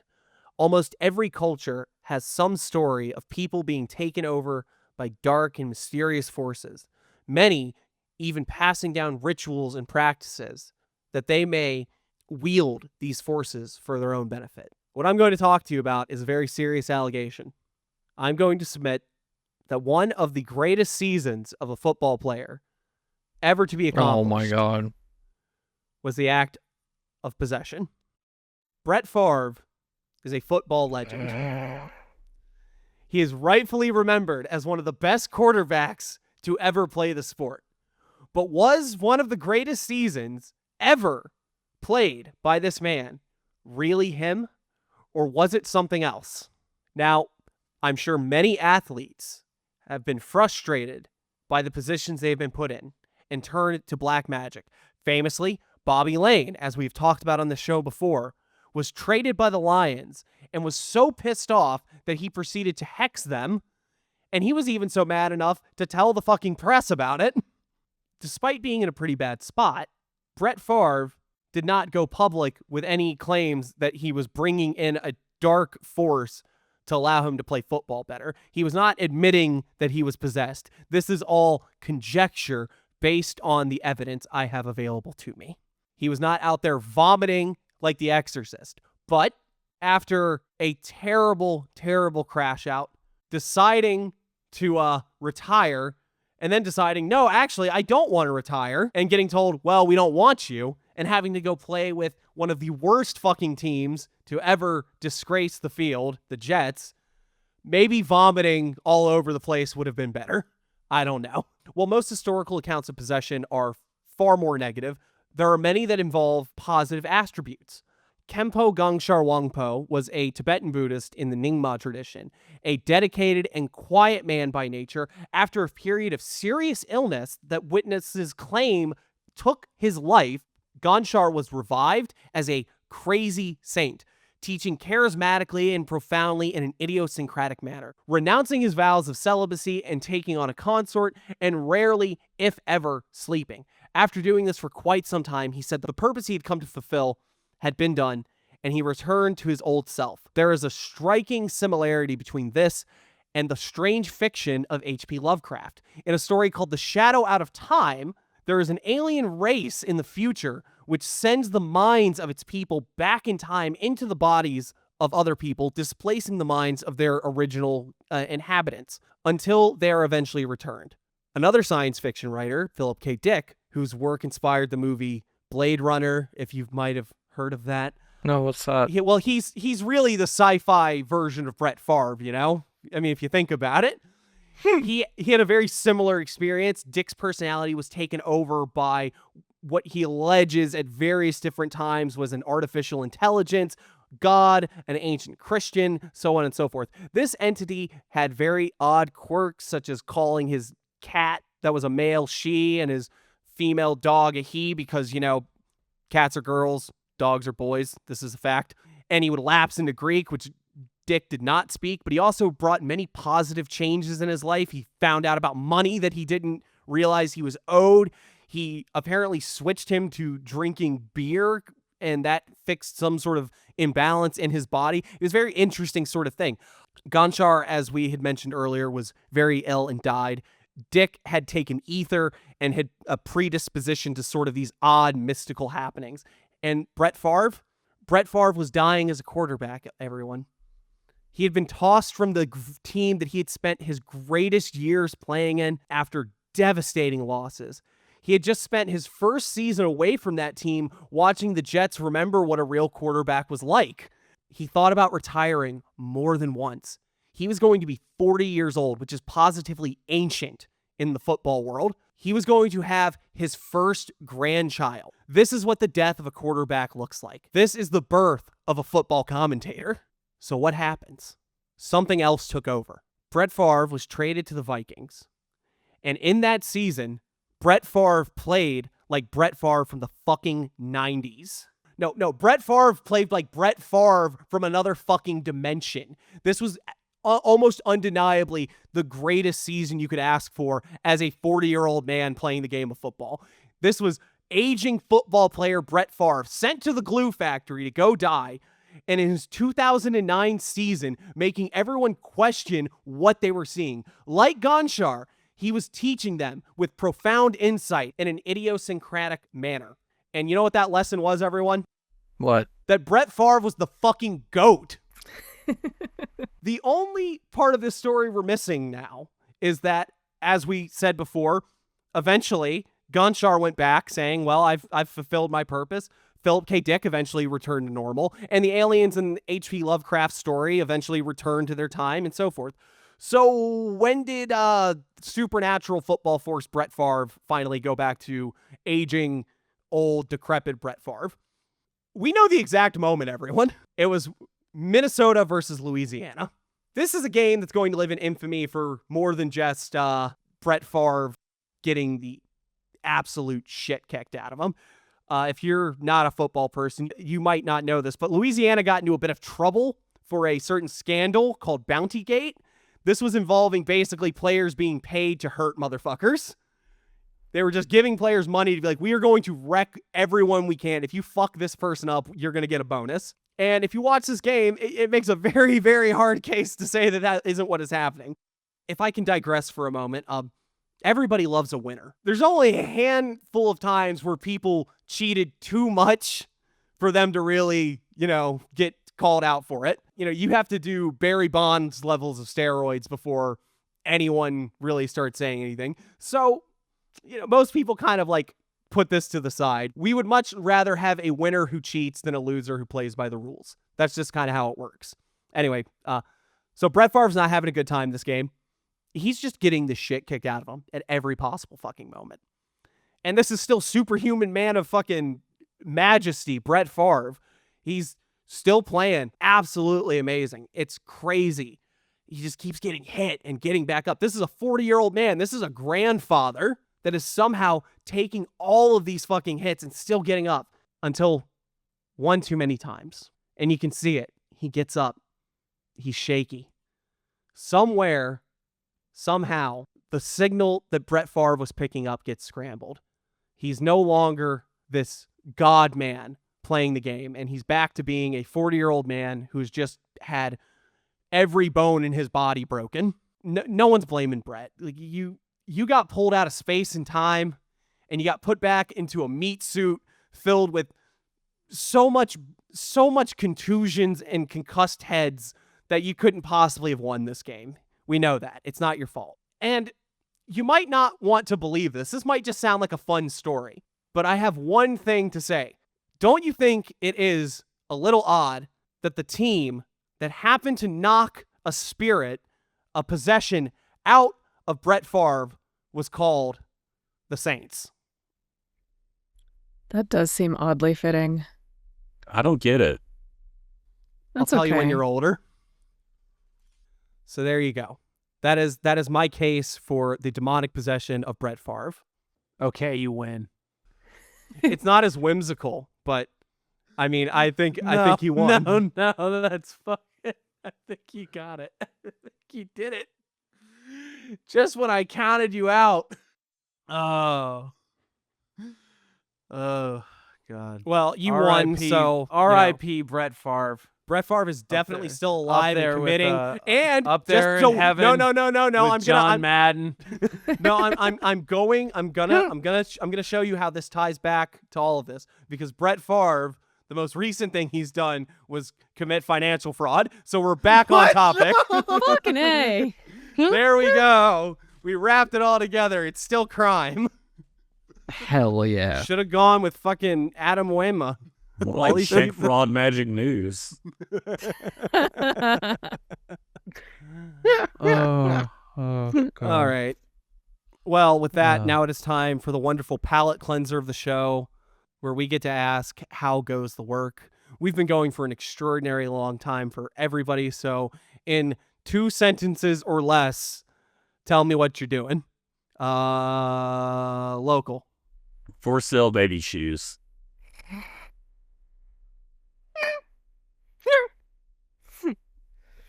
If I gave you a third sentence. Fucking haunted. Epstein Island. Oh, Jesus. Oh, no. Oh my God.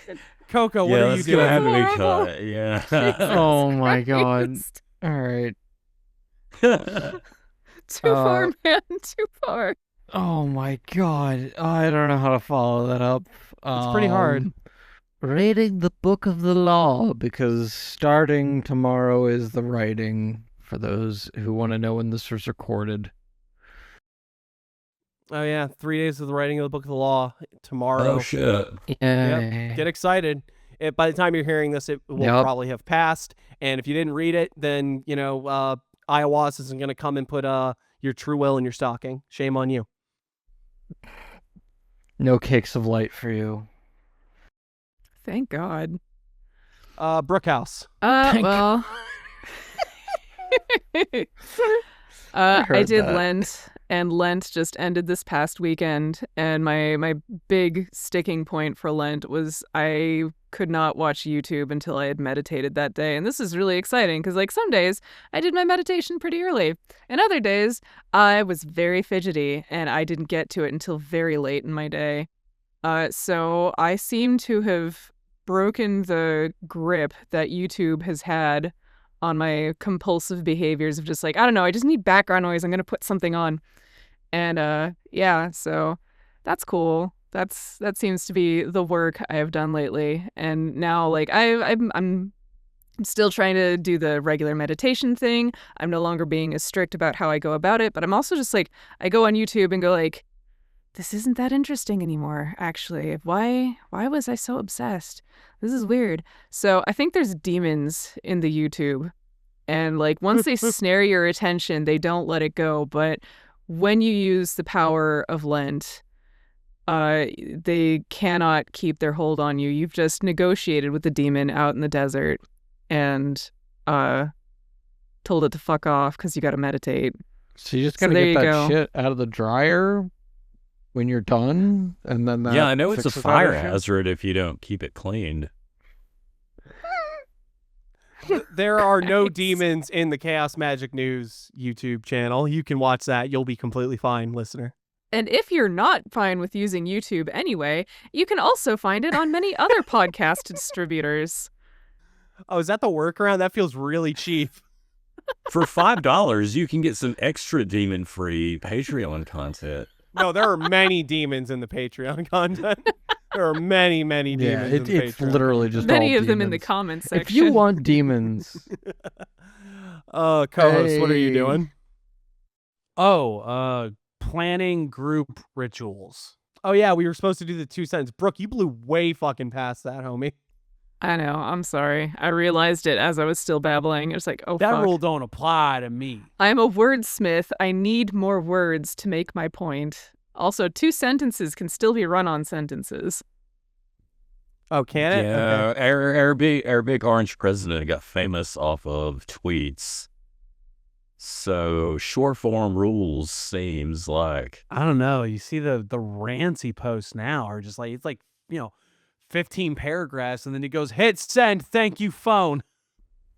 he was so much better when he was restricted to the like character limits. Now that he's just unhinged, you're not funny anymore, Donald. I regret voting for you so many times. Yeah, brevity is the soul I of wit. regret stuffing the ballot box with your name so many times. God, people are gonna hate you for that statement. Yeah. I don't think anyone thinks anything you say is true, so you'll be all right. Well, it's because none I do say is true. I love you, Kennedy. What about that statement? Nothing is true. Everything is permitted. How's that birdhouse coming? oh, Fuck you. All right. And with all of that, this has been Chaos Magic News. The only podcast that is, just hoping like hell that we my are not God. opening ourselves up to some kind of legal reprisal between all of the people we have talked about. If you would like to contribute to our legal fund, you can sign up to the Chaos Magic News Patreon, where you will find access to exclusive bonus content. The Zoetic Grimoire read-through went live today. Honestly, we thought it already was up, and then we looked and like, oh man, it still says rendering. What happened? But we're gonna do a chapter by chapter breakdown of Liber Null, and we're gonna have some people on who have never read it, so you'll get see the juxtaposition of the experienced Yahoo versus the first time reader, and that'll be a fun thing. If you would like to find more, you could check chaosmagicnews.com, where you'll find links to our regular episodes, links to our interview series, the links to our breakdown of The Invisibles, the Jack Frost cast, the occasional article for your perusal, and any other updates you might need to know about. You can also find us on social media where you'll find most of the same along with some spicy memes. We're on Facebook and Instagram at Chaos Magic News. We are on Blue Sky at CMN Pod. And also, if you are one of our beloved Patreon supporters, you'll get your name read right here. Thank you, Liz, I guess. Thank you, Ceos93. Thank you, Pope Loki Sater 23rd LLC. Thank you, Obsplek. Thank you, Alexander. Thank you, Acolyte 1 of the Ice Magic Meditation Society. Thank you, Curse T. Thank you, Fyodor Krasny. Thank you, Venus Christ. Thank you, Tent Athena. Thank you, Bearded Vegan. Thank you, Tremov. Thank you, Tangy Darling. Thank you, Dedu Destruction. Thank you, Toziel Obscurus. Thank you, Lavender Ghost. Thank you, Tommy Kelly. Thank you, Clodius. Thank you, Cyrenix Flux. Thank you, Eric the Wizard. Thank you, Marcio Mendoza. Thank you, Archaic. Thank you, Sneaky Llama. Thank you, Melius. Thank you, Coffin Emoji, Sparkle Emoji. Thank you, Eli Cash. Thank you, Mother Hysteria. Thank you, Rowan of Birch Groves. Thank you, me. Thank you, Inko. Thank you, the Frog from Chrono Trigger. Thank you, Eamon Knox. Thank you, Benny Adeline. Thank you, Lapsod. Thank you, Flint Devil. Thank you, Tara. Thank you, Helicon. Thank you, Endocrine Bandit. Thank you, Ayatollah APG93. Thank you, Aramel. Thank you, Salab. Thank you, J. Eric Murphy. Thank you, Phase Out. And thank you, Alicia Shaw. We thank all of you from the bottom of our hearts, and we thank you so much for listening. Am I forgetting anything, guys? Oh, if you want to come rub elbows with any of the people you've heard today, you can find us at the Chaos Magic News Discord. Come on in, the water's fine. Who wants the last word? For $5 a month, we will live stream our court proceedings from the resulting podcast. Jesus Christ. Thank you all so much for listening. We will see you next time. Bye-bye. Good night, folks. Bye.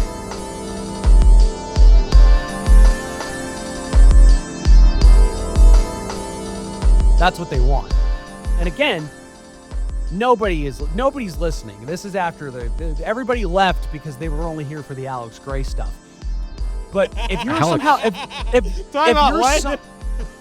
What? You definitely said Alex Gray. Oh, Alex. Oh, man. Why am I thinking Alex Gray? Oh, wait, because I keep that tool with me. Isn't that the name of the person from 50 Shades? No, that's the guy that's the guy. Yeah, they were definitely Christian here Grey. for the reviews of 50 Shades of Grey. The guy with the tool, with the 'cause I keep that tool. thing on. Jesus Christ. I'm so with the tool, I'm like Alex Gray. Oh my god. Jesus Christ. You know No. the pieces fit. Okay, anyway, now because nobody's listening, Alex Gray is an artist that does the we're not stuff going to for explain Tool this. for We're anyone moving that's on. as No, confused you're as I cutting this am. out of the show, please. No, everybody that was listening is already gone because they were only here for the Jack Grayle. Yeah, because they wanted to hear Alex Gray, and you've disappointed them now. So you have I'm to gonna live with fucking that. kill you. That's transphobic. Hate crime. Period. We got co-hosts on record being a hate criminal. We're going to post that clip and it's going to ruin your reputation. That's what's going to ruin my reputation? No, it's definitely the Jimmy Carter thing. Oh yeah, I'll be done. I won't be able to bag another grocery in this whole state.